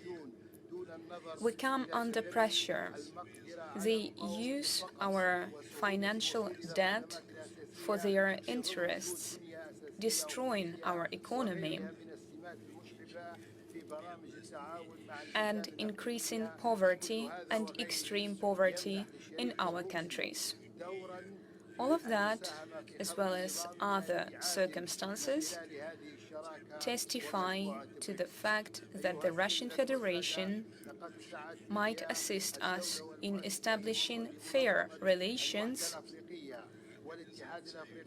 between our countries, between our countries and the African unions and their partners. We have been striving for brotherhood between African countries and fighting against illiteracy, poverty,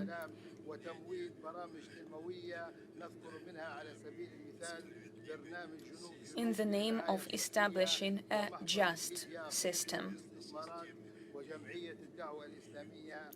I am speaking about the South-South cooperation, first of all. Ladies and gentlemen,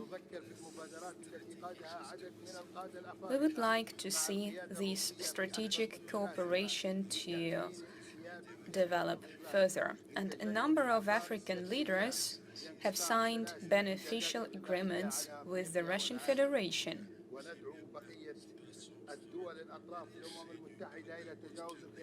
To help solve the food security problem. We demand that the United Nations be realistic in approaching our problems.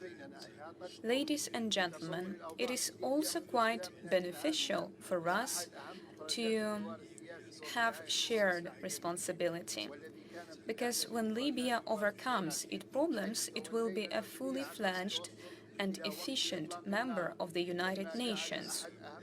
We are ready to share our natural resources and ensure that they serve the entire mankind. We have secured a ceasefire.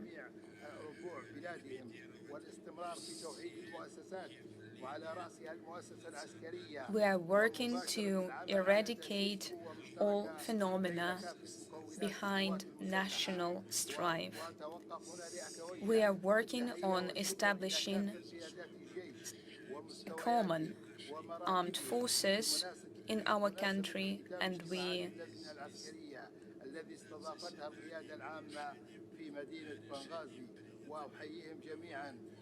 consider the decisions adopted in the city of Benghazi, and we want peace and calm to be established in all parts of Libya. That will enable us to overcome other problems that we have. Our Presidential Council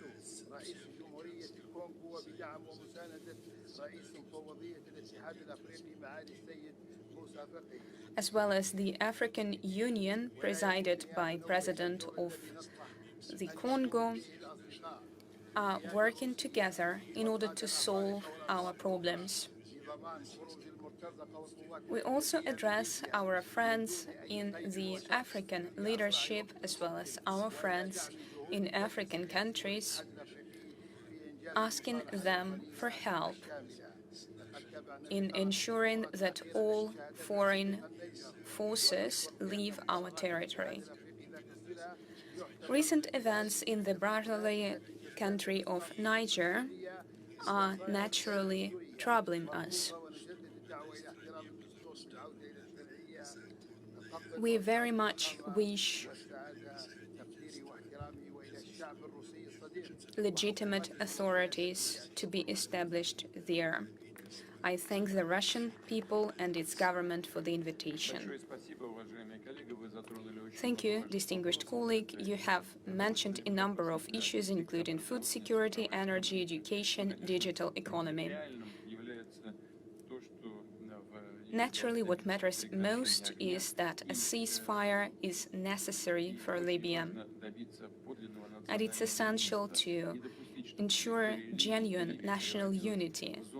Libya's territory cannot become a fighting arena for third countries. On our part, we understand the complexity of this process and will do everything within our power to assist in the positive dynamic in the cooperation between various forces in Libya. I think we will speak about that in detail later. I now give the floor to the interim president of the Republic of Mali, Assimi Goïta.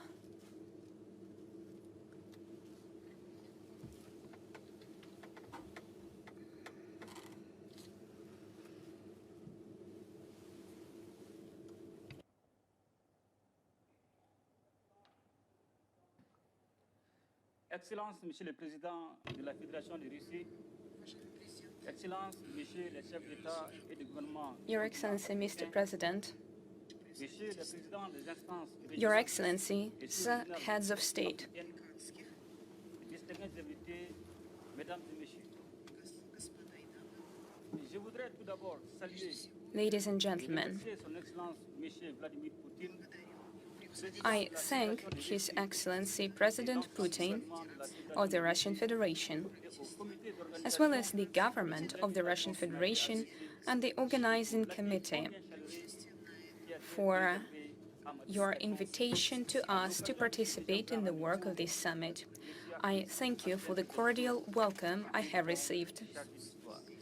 I am happy to be here in St. Petersburg, a historic city, at this pivotal meeting. Mr. President, Your Excellencies, the St. Petersburg summit taking place 4 years later after the Sochi summit testifies to the quality of partnerships between Russia and Africa based on sincerity, long-standing friendship, and mutual respect. And naturally, our relations have a particular quality to them.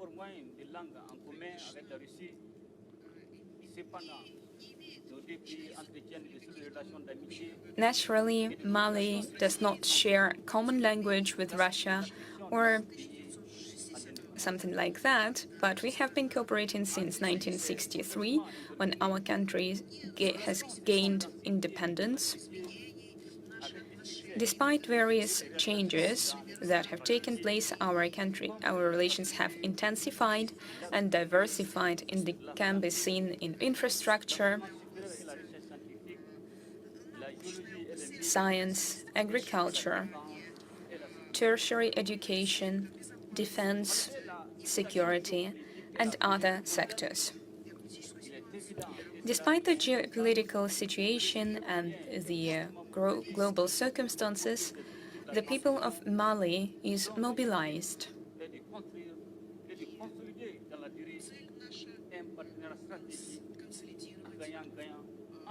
And we intend to consolidate our strategic partnership between Mali and the Russian Federation in order to make sure that it serves our people and brings about its happiness.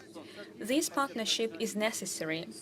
Russia has demonstrated that it is Mali's loyal partner in trying times. It has shown its loyalty and dynamics. It has been by our side when we went through difficult times, and Russia has always respected our sovereignty.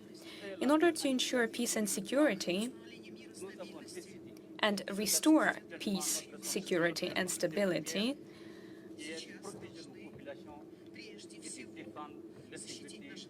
we need to protect our people and our country's territorial integrity. It is a strategic choice for us.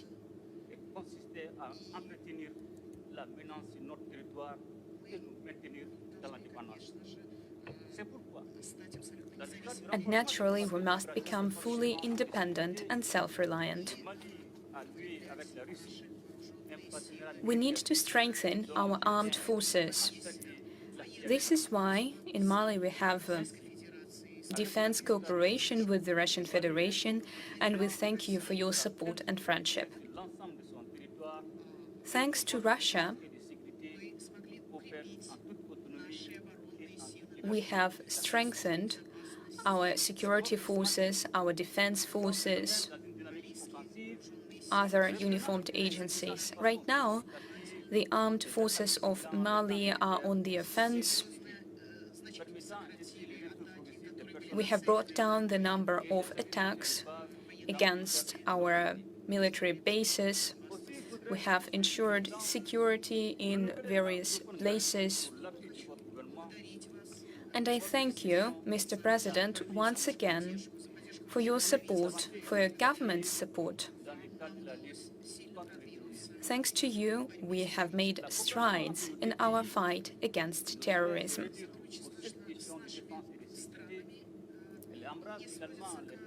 Russia's cooperation with African countries is more than just about security or defense. We also cooperate in human resources, as well as in trade, economy.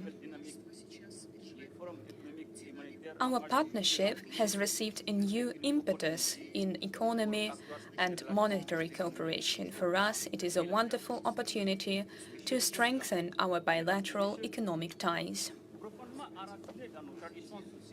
Mr. President,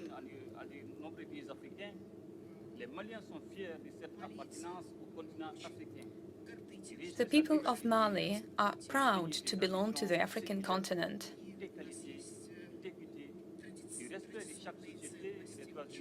We have ancient traditional values. We have a traditional culture, and it matters to us. And we share the principles of justice and commitment to traditional values that we share with Russia. Today, more than ever, African peoples and Russian peoples' destinies are interlinked. Together, we must face common challenges, establishing full sovereignty of our countries, fighting terrorism, fighting poverty, empowerment. This fight needs to be effective.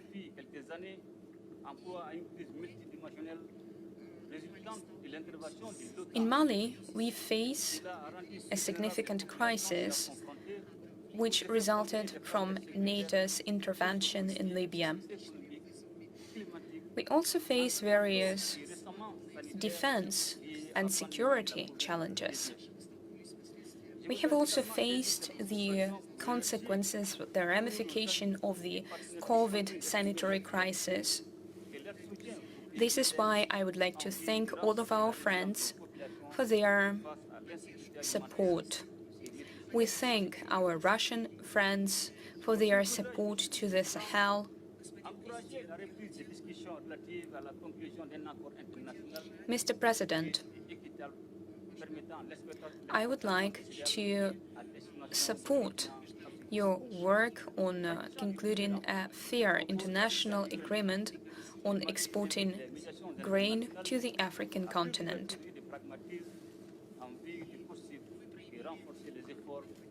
You have shown an outstanding level of pragmatism and realism, and you have worked a lot in order to conclude an agreement between Russia and Ukraine. We remain adhered to international cooperation, multilateral cooperation and relations based on equality. All the United Nations members shall adhere to the main principles of human rights of the UN Charter. We also adhere to these principles. In Mali, we support the initiative of Russia. We call for consensus to protect the principles and the values of the United Nations Charter.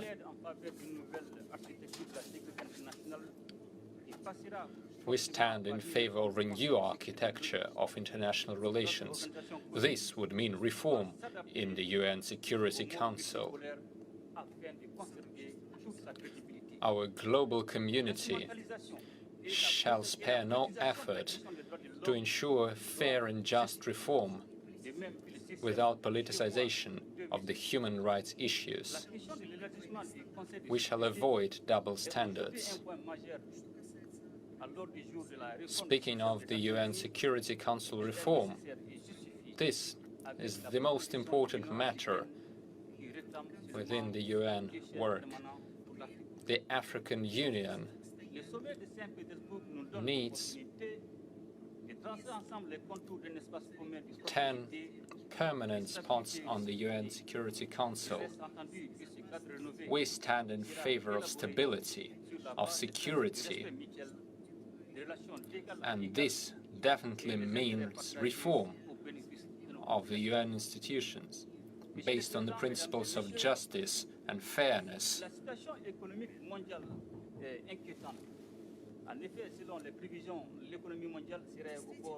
It is true that, according to international forecasts, the economy was supposed to be in recession in 2023. However, we should closely monitor the economic indicators. We see that the BRICS countries are gaining traction. This is a very respected group and a reputable group with a great deal of influence in the global arena. The BRICS countries for us are a hope, and we firmly believe that this would be a tool of fighting against the Western domination. We also hope that we will find opportunities and mechanisms for financing development of our countries.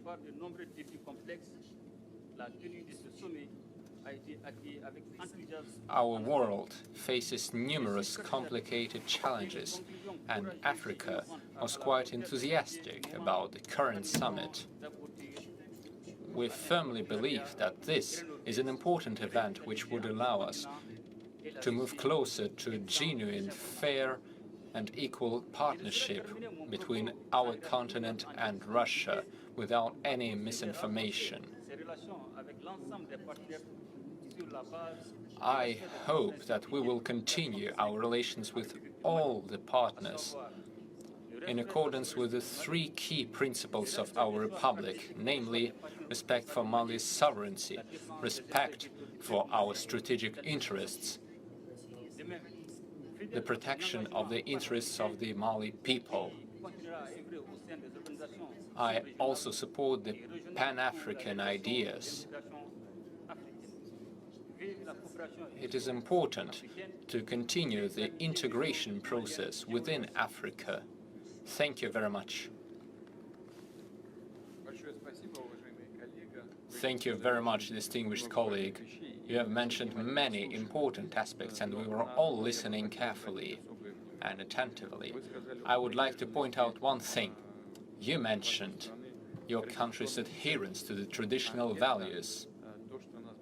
This is what brings us together, Russia and the vast majority of the people living on the African continent, the vast majority of the African countries.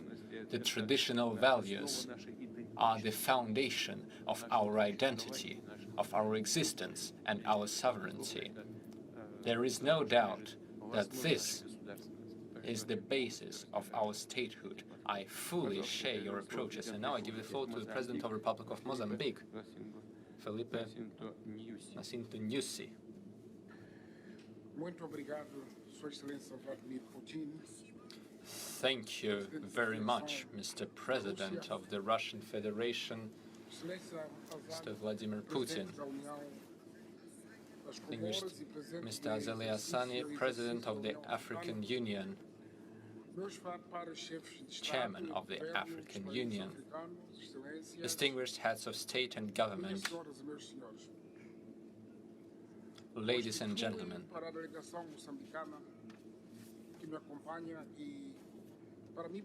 the delegation of Mozambique and I personally have the great honor and the privilege of being here in the city of St. Petersburg to take part in the second Russia-Africa Summit. We express our gratitude to His Excellency Vladimir Putin for inviting us, and we express our gratitude to the Russian Federation for organizing this summit, as well as for the relations of friendship and cooperation that we currently enjoy between our countries. The relations are meant to pursue mutually beneficial partnerships between our countries. For Mozambique, we believe that this multilateral summit is an important event under the slogan for peace, development and cooperation. We fully support the principles of maintaining peace and security. This is most important for the African people, for the peoples of all African countries. Moreover, we also adhere to the major principles of equality, of the presence and representation of all the African countries. Some of them should also be represented on the United Nations Security Council.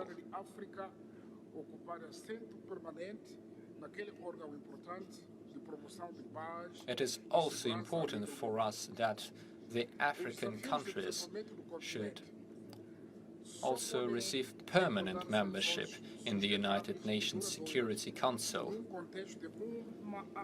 There is no doubt that in this context, this is the only way for the African countries to take effective part in the long-term decision-making on the global arena.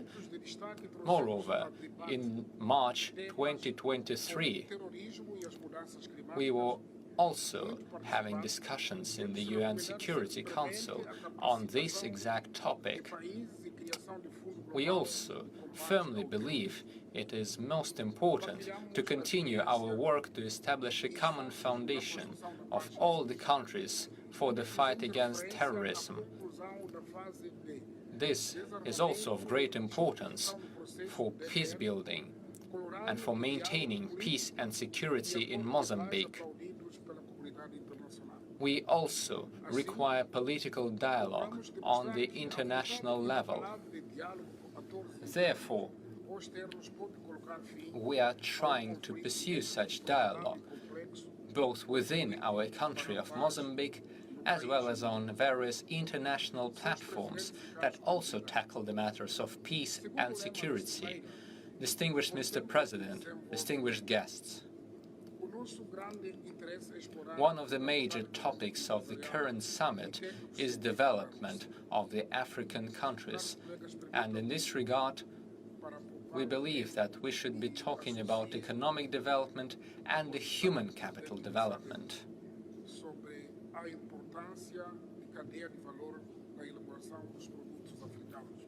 It is of utmost importance to use the human capital for our national development in all the various areas of the economy. This is also true for other African states. However, we're also facing numerous issues, including inflation in Mozambique. Unfortunately, these problems are hindering the development of our national economy. However, we are taking all the necessary measures in order to find solutions for this situation. One of the vulnerable sectors in this regard is our agriculture.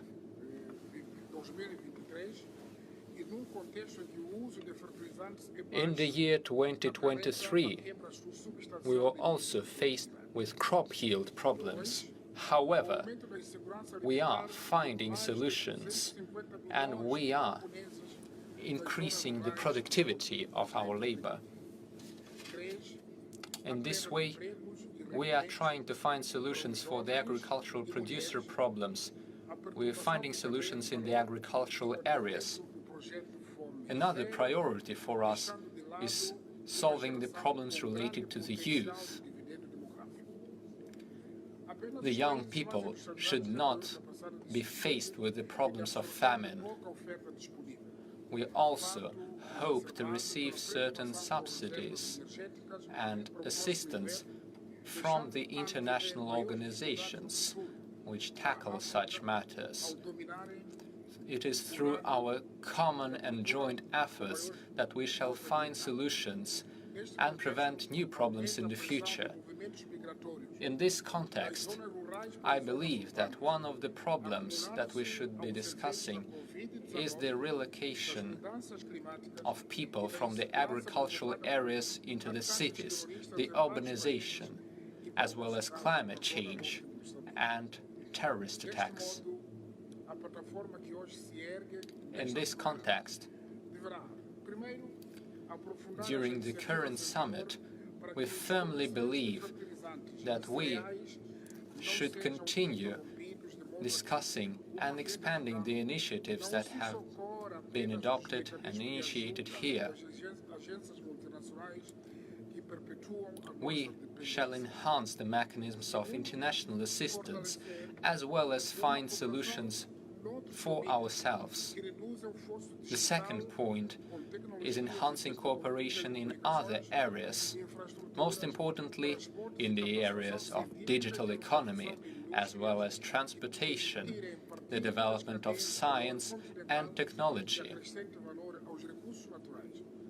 We should also work on producing the added value in our economy and in our industry. Another important aspect is the development of trade and business links, as well as the creation of new jobs and job opportunities for the people of Mozambique. We sincerely hope that the situation in our region would get better in the future. Moreover, we also hope that we will continue our work and we will continue cherishing human lives. I would like to once again reaffirm our firm commitment to continue our cooperation with the African countries and with the African Union. Together, we shall continue developing our relations with Russia based on the principles of peace, security and mutual benefit.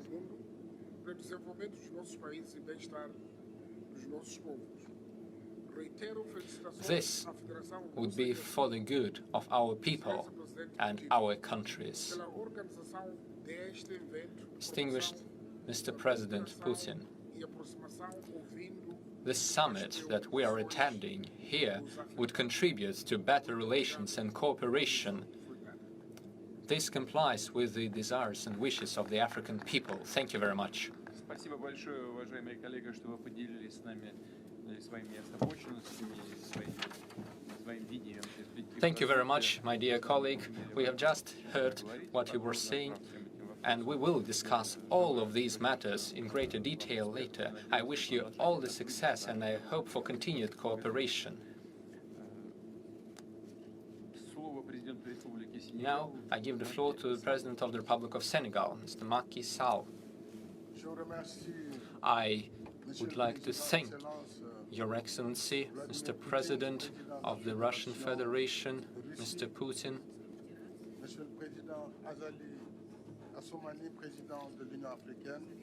I would like to thank the Chairman of the African Union, Mr. Azali Assoumani, distinguished colleagues. I would like to thank the Chair of the Commission of the African Union, distinguished ministers, distinguished ladies and gentlemen. I would like to thank His Excellency President Vladimir Putin for the warm reception that we've enjoyed here and for everything you do to make our stay here as pleasant as possible. I am glad to see and to note that this is our third meeting in the last 2 years. We met in 2022 in Sochi, and recently we had another meeting on the 17th of June this year as part of the African mission.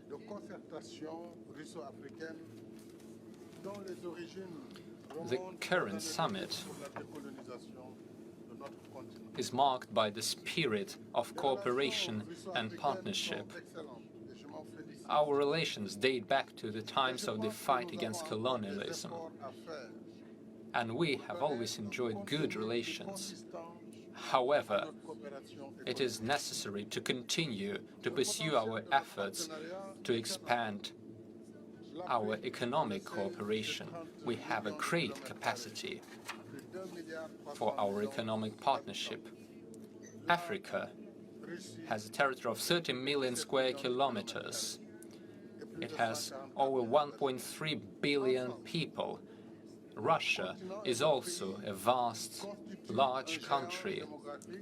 Altogether, our continent and your country represent a vast capacity, a vast alliance of great demographic and natural resources. We can work and cooperate in various areas, including agriculture, industries, oil and gas, digital information technology, security, transportation, digital economy, and so on. However, we should always pursue the pragmatic goals, including investment, finance, and partnership. You may have noted that I am not mentioning the word help or assistance. I do not believe in assistance. To answer our young brother, our colleague, the President of Burkina Faso, we are not here to beg or ask for something. We never come for that anywhere. We are here to work, to establish decent, dignified partnership for the benefit, for the good of our people, wherever we are, in Dakar, in Washington, or in St. Petersburg. We are always fighting for our dignity, and this battle goes beyond the borders and beyond different ages and generations. This was mentioned by numerous presidents and Mr. President Sassou Nguesso. Each generation has its own battles. We are fighting the battle against terrorism, which is a problem for our continent. But we should also work for the sake of our continental development. Let us see why exactly Africa ended up in this situation. This is our historical heritage, the heritage related with the colonialism, with slavery. And this still continues in the modern neo-colonial system, the system of injustice that we are fighting against. We are demanding a UN reform. We are demanding a reform of the global governance system.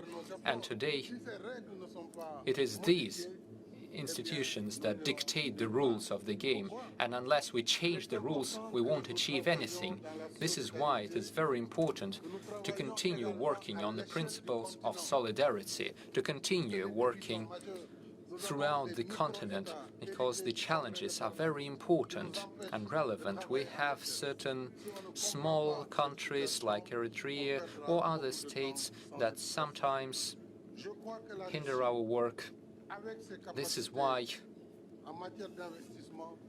we shall continue working with everyone to overcome all the existing obstacles. We need to work on big regional projects.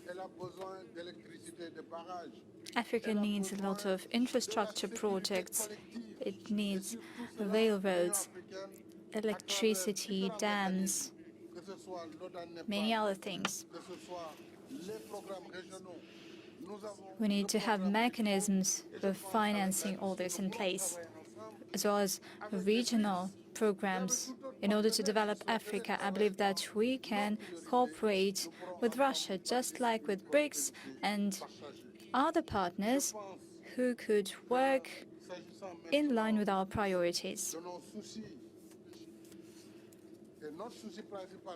As for our concerns and issues, the main concern is the peace on the continent, security on the continent and in the world. We want to de-escalate the situation in order to appease the situation and to restore trade in grain, in fertilizer.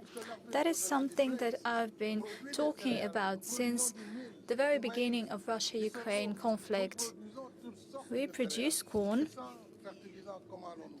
many other grains, but how can we do without fertilizer? Certainly we need to lift all sanctions regarding trade in fertilizer and grain. I believe that we can make progress here. Also, with regard to other partners, this would allow us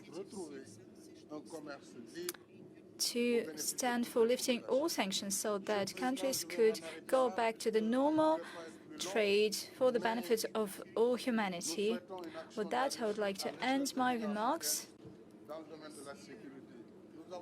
We really want Russia to work at the level of the African Union when it comes to security. We have a peace architecture for the African Union, and currently we're thinking about ways to further work in the future. The Security Council failed in its mission, namely restoring peace in the world. Terrorism is serious harm to our continent. We do not see any solidarity with regard to Africa, but this is also important for us. Another crucial topic is investment. Together we need to ensure investment for the common good, for the common well-being. Thank you once again for your support that you provided in time.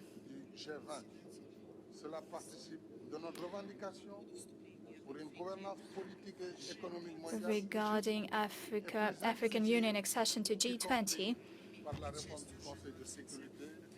Africa indeed should be part of the G20 to make a world more safe, more stable and just.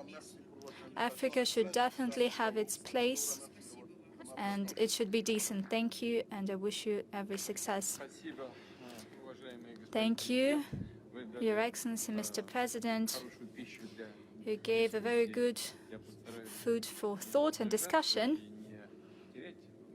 I will try not to spend that much time on that, but I would like to highlight some aspects. First, I agree, and I believe that everybody agrees, that over the past decades, although the colonial past has gone, but the system of neocolonialism is still existing, it has been established, and we see the hegemony in finance, in technology, in food sector, as well as when it comes to security.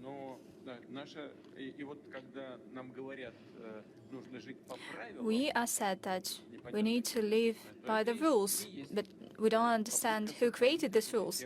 And that is exactly the attempt to preserve this neo-colonial system, because they do not wish to change these rules. You, on the other hand, called us to change the rules that have been established over the past decades, and I agree with you. You also said that you do not believe in assistance. You know what? I personally believe in assistance, because if we help our allies, like-minded nations, then we are working for our own benefit, and there's no controversy here. But the thing is that we need to establish instruments for cooperation that would be mutually beneficial. Basically, that is the point of our summit, in order to discuss all of it. I agree with you, and it gives me great pleasure to give the floor to President of South African Republic, Mr. Ramaphosa. You have the floor. Your Excellency, President Vladimir Putin, Your Excellency, President Azali Assoumani, the Chair of the African Union and President of Comoros, Your Excellency Moussa Faki Mahamat, the Chair of the African Union Commission, Your Excellencies, Heads of State and Government, honorable representatives of various countries represented here, ministers and guests, and ladies and gentlemen. Allow me, President Putin, at the onset to thank you, as well as the government and the people of the Russian Federation, for receiving us here in Petersburg and according us great hospitality, and especially last night's wonderful and delicious dinner, and the outstanding performance that displayed the culture of Russia, and especially of St. Petersburg, which is this cultural capital of Russia. We also want to thank you for enabling the artists to end their performance with the great African sounds and drums and dance. That touched our hearts and made us feel at home, and thank you very much for that. Nearly 3 years ago in the city of Sochi, we pledged as African leaders and as the Russian Federation to cooperate in a manner that is mutually beneficial and that serves the interests of our respective peoples. In the intervening years, we have experienced strong geopolitical and economic crosswinds. We continue to count the human cost of the devastating COVID-19 pandemic and its impact on our economies. As South Africa, and indeed as Africa, we are greatly encouraged by the Russian Federation's commitment to deepening collaboration with the nations of Africa. This is important as we chart a new course for economic development, growth, and prosperity, and as we seek to achieve the attainment of the Sustainable Development Goals. As South Africa, we remember with deep gratitude how the support of the people and the government of the then Soviet Union supported our struggle for liberation, as well as the struggles of many other countries and nations on our African continent. Today, our bilateral relationship remains strong. We continue to collaborate in political, economic, social, defense, and security spheres. We work closely across multilateral platforms such as the United Nations, the G20, and as members of BRICS. Our participation in forums such as this one is guided by our quest to realize the African Union's Agenda 2063 vision of economic integration and inclusive socio-economic development. As you know, and as a member of BRICS yourselves, as the Russian Federation, South Africa will shortly be hosting the 15th BRICS Summit in Johannesburg. We see this summit as an opportunity to promote enhanced global cooperation and to achieve common prosperity for the nations of Africa. The BRICS partners are significant investors in Africa. The upcoming summit will therefore give particular attention to infrastructure development supported by the new development bank, the BRICS Bank that is, as well as also supported by the African Continental Free Trade Area from a trading point of view. The African Continental Free Trade Area, once fully operational, will unlock the benefits of the continental market and generate mutually beneficial opportunities for both African and BRICS countries alike. As clearly articulated by other leaders who have spoken before me, but more especially the very wise words of President Museveni, African countries are shaping their own destinies as nation-states and as a continent.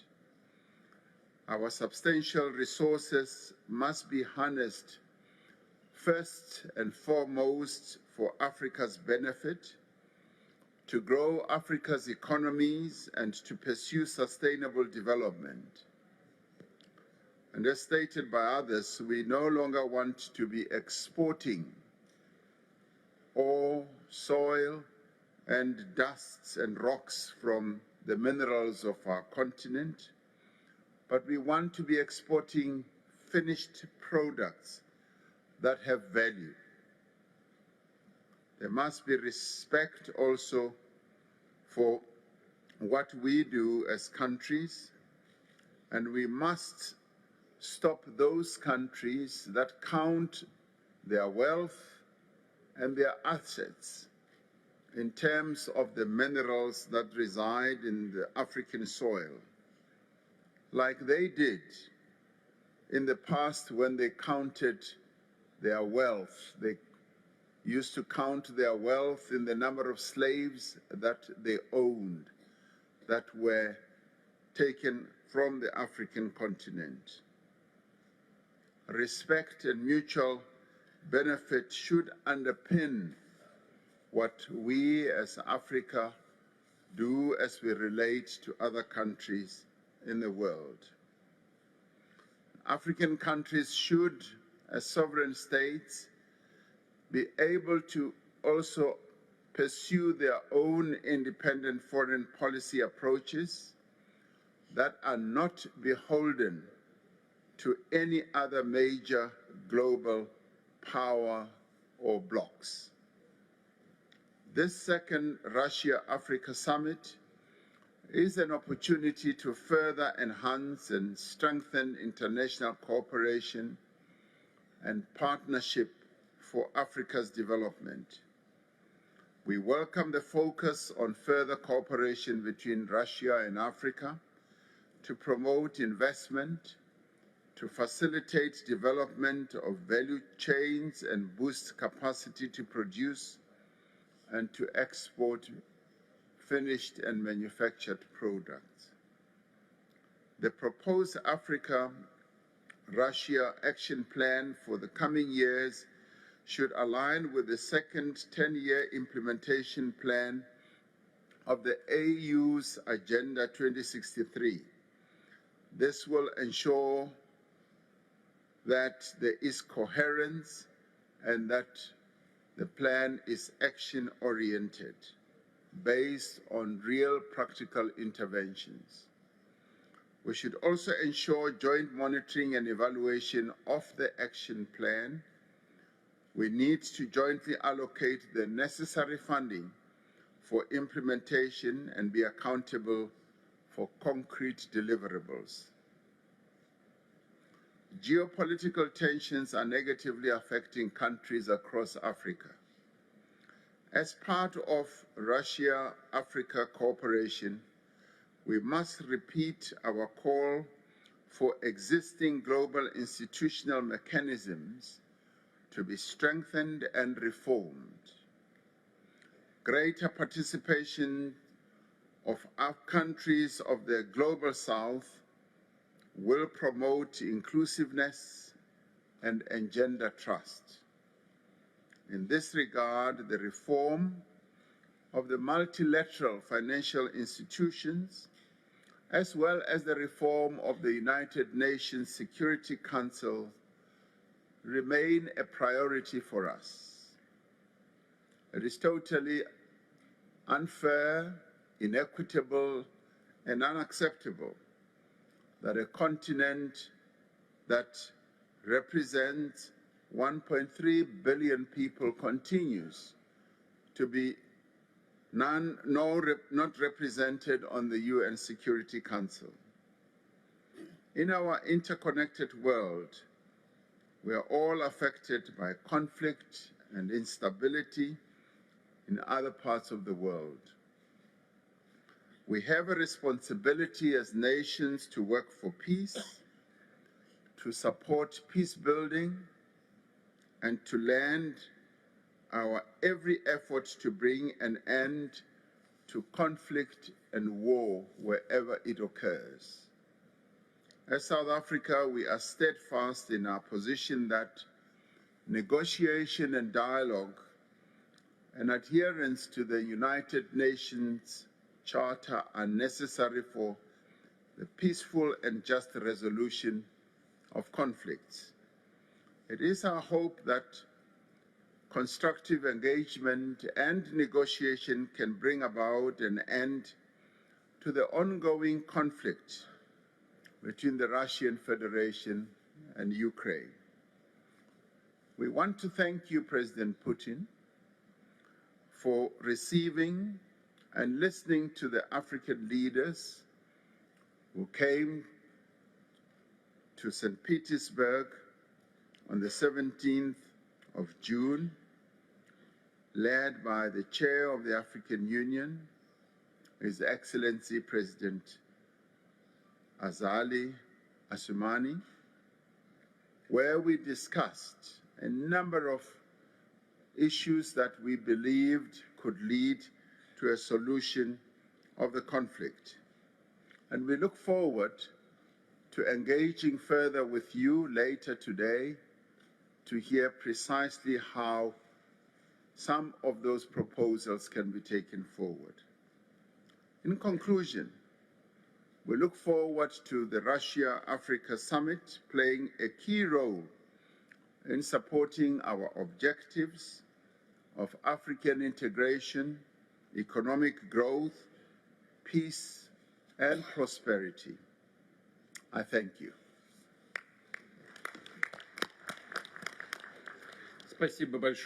Thanks a lot. Dear colleague, dear friend, we share your view when it comes to the prospects of development of Russia-Africa relations. We are constantly keeping in touch, and we will continue to do so. As I have already mentioned, today we will focus on the situation related to Ukraine. Here's what I would like to say about BRICS. I would just like to note that this is an international organization that was born here in St. Petersburg, where we are currently holding our mission. Russia, India, and China got together here, and we agreed that there will be annual regular meetings. Hence, RIC appeared. After that, Brazil joined us, and after that, our friends from South Africa also joined us, hence BRICS. Currently, our friends from South Africa are holding a summit in South Africa, and I wish you every success.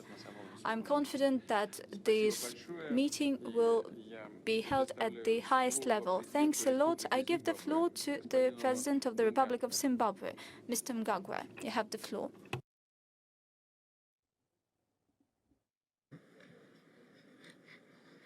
Thank you, Your Excellency Vladimir Putin, President of the Russian Federation and the host of the second Russia-Africa Summit. Your Excellency, Chairman of the AU and President of the Republic of the Comoros, President Azali Asmani. Your Excellencies, heads of state and government, distinguished heads of executive bodies and organizations, Your Excellency, Chairman of the AU Commission, Mr. Moussa Faki, ladies and gentlemen, I'm honored to address this plenary session of the second Russia-Africa Summit.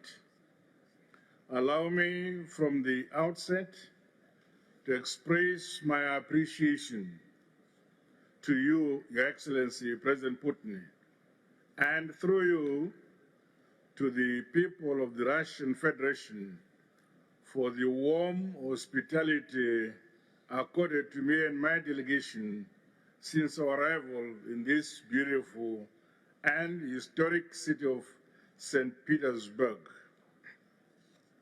The history of Africa's development cannot be accurate and complete without mentioning the significant contribution of the Russian Federation dating back to the USSR.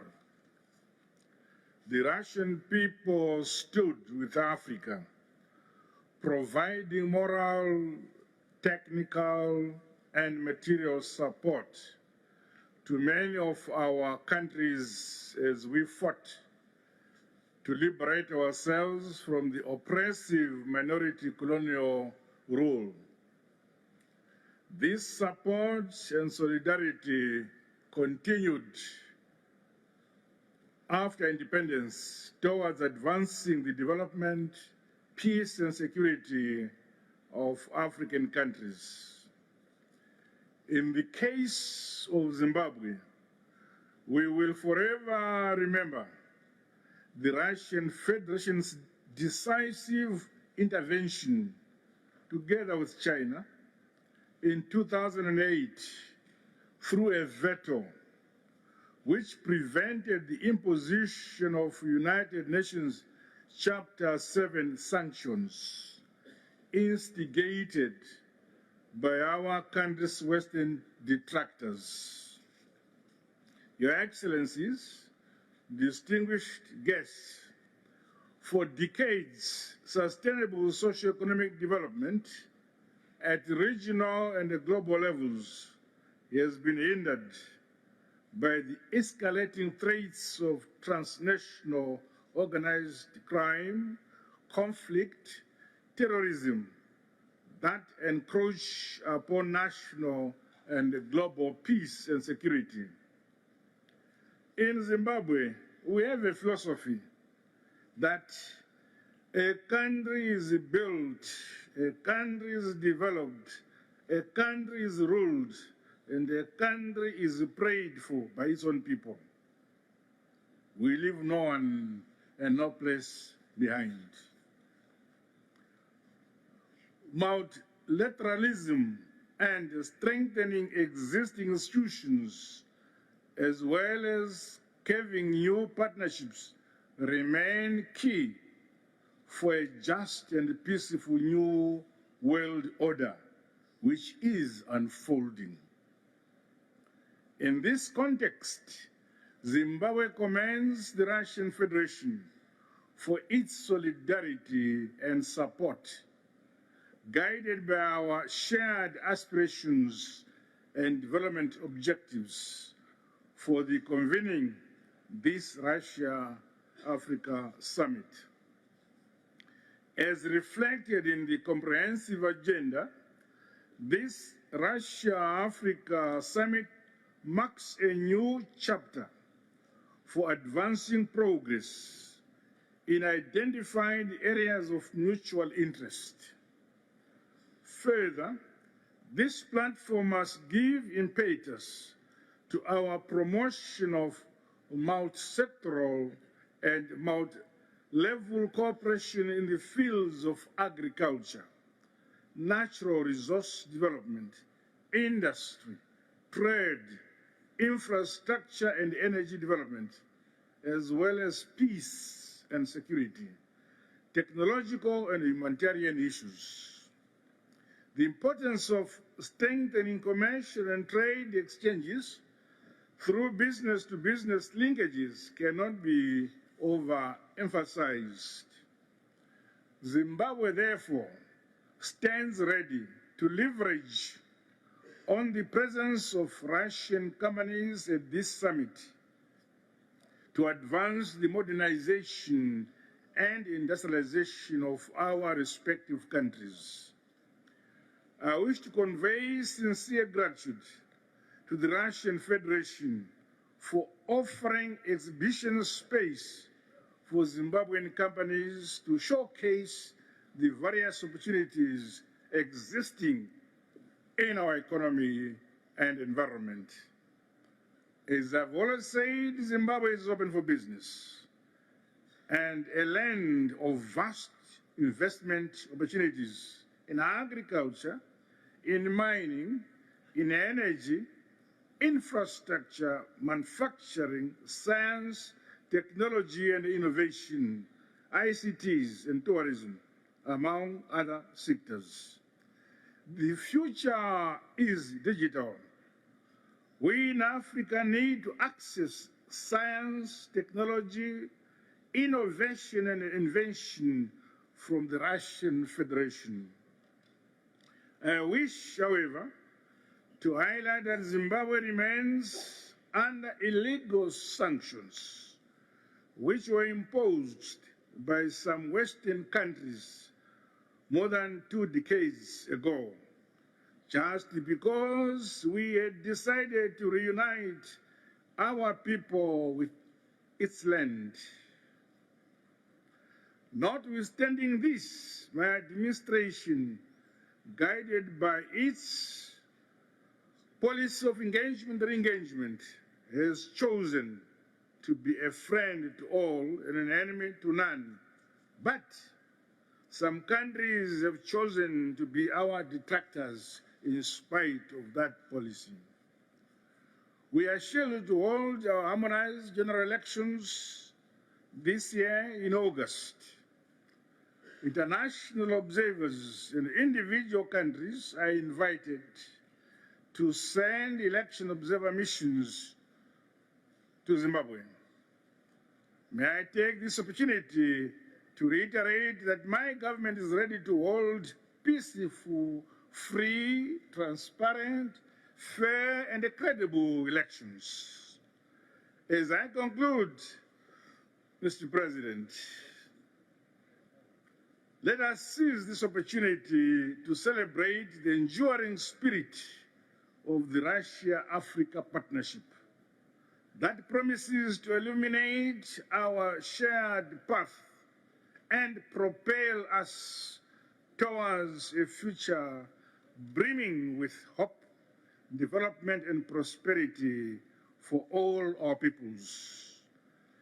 I think we need a more regular Russia-Africa summit of this nature. I thank you, Your Excellency. Спасибо. Большое спасибо. Thank you, Mr. President, dear friend. I would like to say the following in response to your remarks. First and foremost, I thank you for your assessment of Russia's input into the development of our relations with Africa. Sanctions are introduced against those who do not want to play by the rules that were drafted by someone else. In this regard, we support the idea of the most people present here about the need to increase Africa's role at the United Nations so that we live by the rules that were not written by someone else and imposed on us, but rather according to the norms of the international law. Yesterday, we discussed these things at our bilateral meeting, and we will develop our bilateral cooperation. I now give the floor to the chairperson of the African Union Commission, Moussa Faki Mahamat.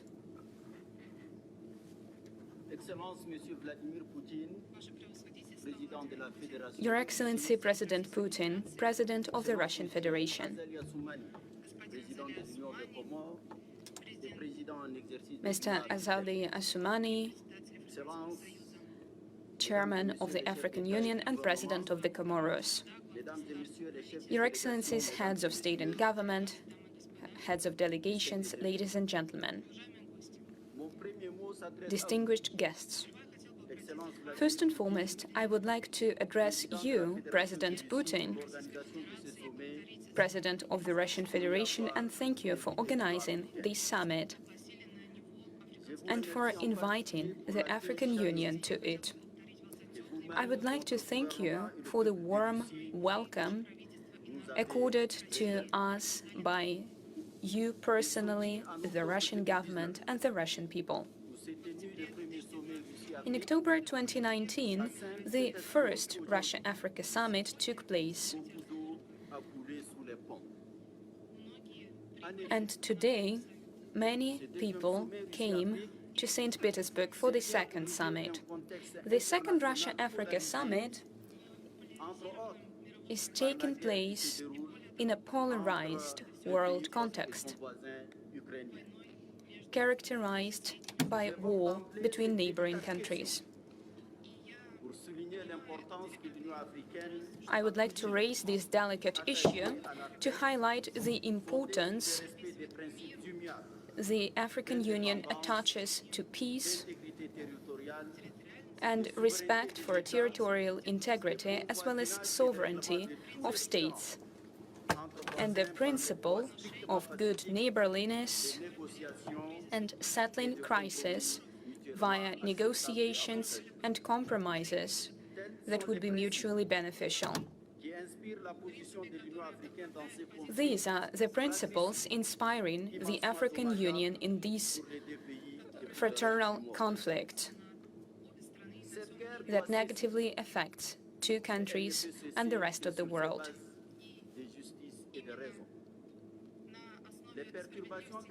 It is based on the principle of justice that we need to settle these conflicts. Naturally, we are concerned with the supply of grain. The grain initiative must serve all countries of the world, African countries in particular. Your Excellency, ladies and gentlemen, as part of this Russia-Africa summit, the African Union follows the logic of the 2063 agenda, namely mutually beneficial cooperation. And we think that partnership should be based on bilateral cooperation in the name of achieving our own objectives without detriment to other countries' interests. It was in the same spirit that the first Russia-Africa summit took place. There, we adopted a declaration that outlined the framework for our cooperation. And given the impact of the economic context related to the COVID-19 pandemic, and the absence of active work or progress, it is rather limited. Institutionalizing partnership requires certain conditions, namely establishing a joint commission that would work to implement the plan of action adopted under the declaration. Speaking of our specific action to implement the above-mentioned plan, we need to be very clear and very swift in galvanizing our partnership and giving it a new impetus to improve our relations in the interests of our peoples. Also, let us not forget the assistance that the Soviet Union provided to our countries in our fight against colonialism and apartheid. Africa has a surface of 30 square million kilometers. Over 1 billion people live in Africa. Rivers, forests. We have tremendous potential when it comes to human and natural resources, and it is a vast market. Your Excellencies, ladies and gentlemen, heads of state and government,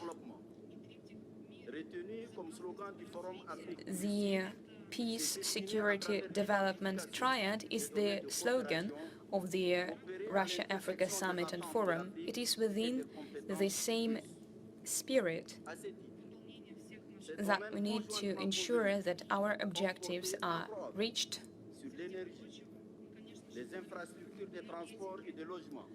Besides, we also discuss energy, infrastructure, transport networks, digital technologies, trade, peace, security, development.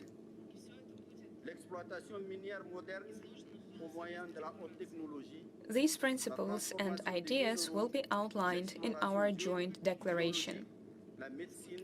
Naturally, we also need to use the necessary resources in medicine, education, transfer of technologies in order to give a new impetus to all of these changes.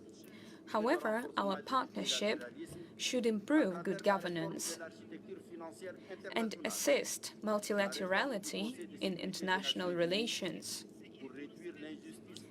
The Security Council reform is fully in line with these principles because it will remedy the historic injustice against all those Africans who are underrepresented in this vital organ. Ladies and gentlemen, the effectiveness of this partnership can only be measured by results. And the work conducted at this summit needs to enable us to measure our results and enable us to overcome the difficulties that we are facing.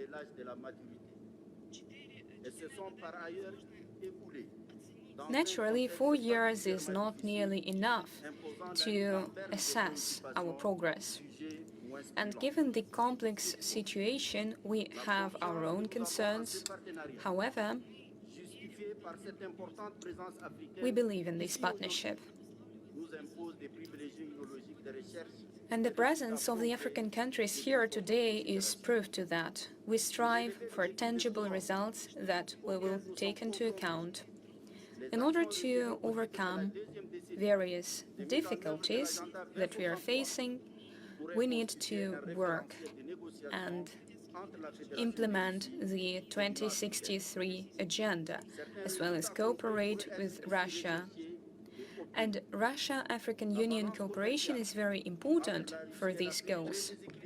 The trade balance between Russia and Africa is balanced, but still there is room for improvement. Our investment and trade figures show that our trade exchanges have yet to achieve the limit of our potential. Our energy cooperation needs to be incentivized as well. In this area, we need to do our utmost to elaborate a joint approach and give us enough energy to industrialize our countries.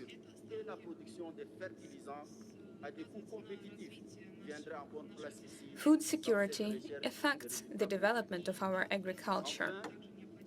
In this area, too, we need specific action. Strengthening our security, cooperation, and joint fight against terrorism necessitate that we adopt a joint declaration on governing this area. My experience as chairman of the African Union Commission gives me the right to speak on behalf of the African Union, as well as the convergence points that were adopted together by all of us. We need to use facts and influence our daily life so that we could improve lives everywhere in Africa. And I would like to thank you for your attention. Thanks a lot, Your Excellency Mr. Mohammed, who already talked about that, and we'll be able to discuss the situation related to the situation in Ukraine. But we agree with you, all the contradictions should be resolved via negotiations. But the thing is that they refuse to have negotiations with us. The essence of the conflict is that the security threats for Russia were created by NATO. Once again, they refuse to talk to us when it comes to ensuring equal security for everyone, including Russia. And Ukraine also refuses to negotiate. They officially declared that, and the president of Ukraine adopted the relevant decree that bans negotiations.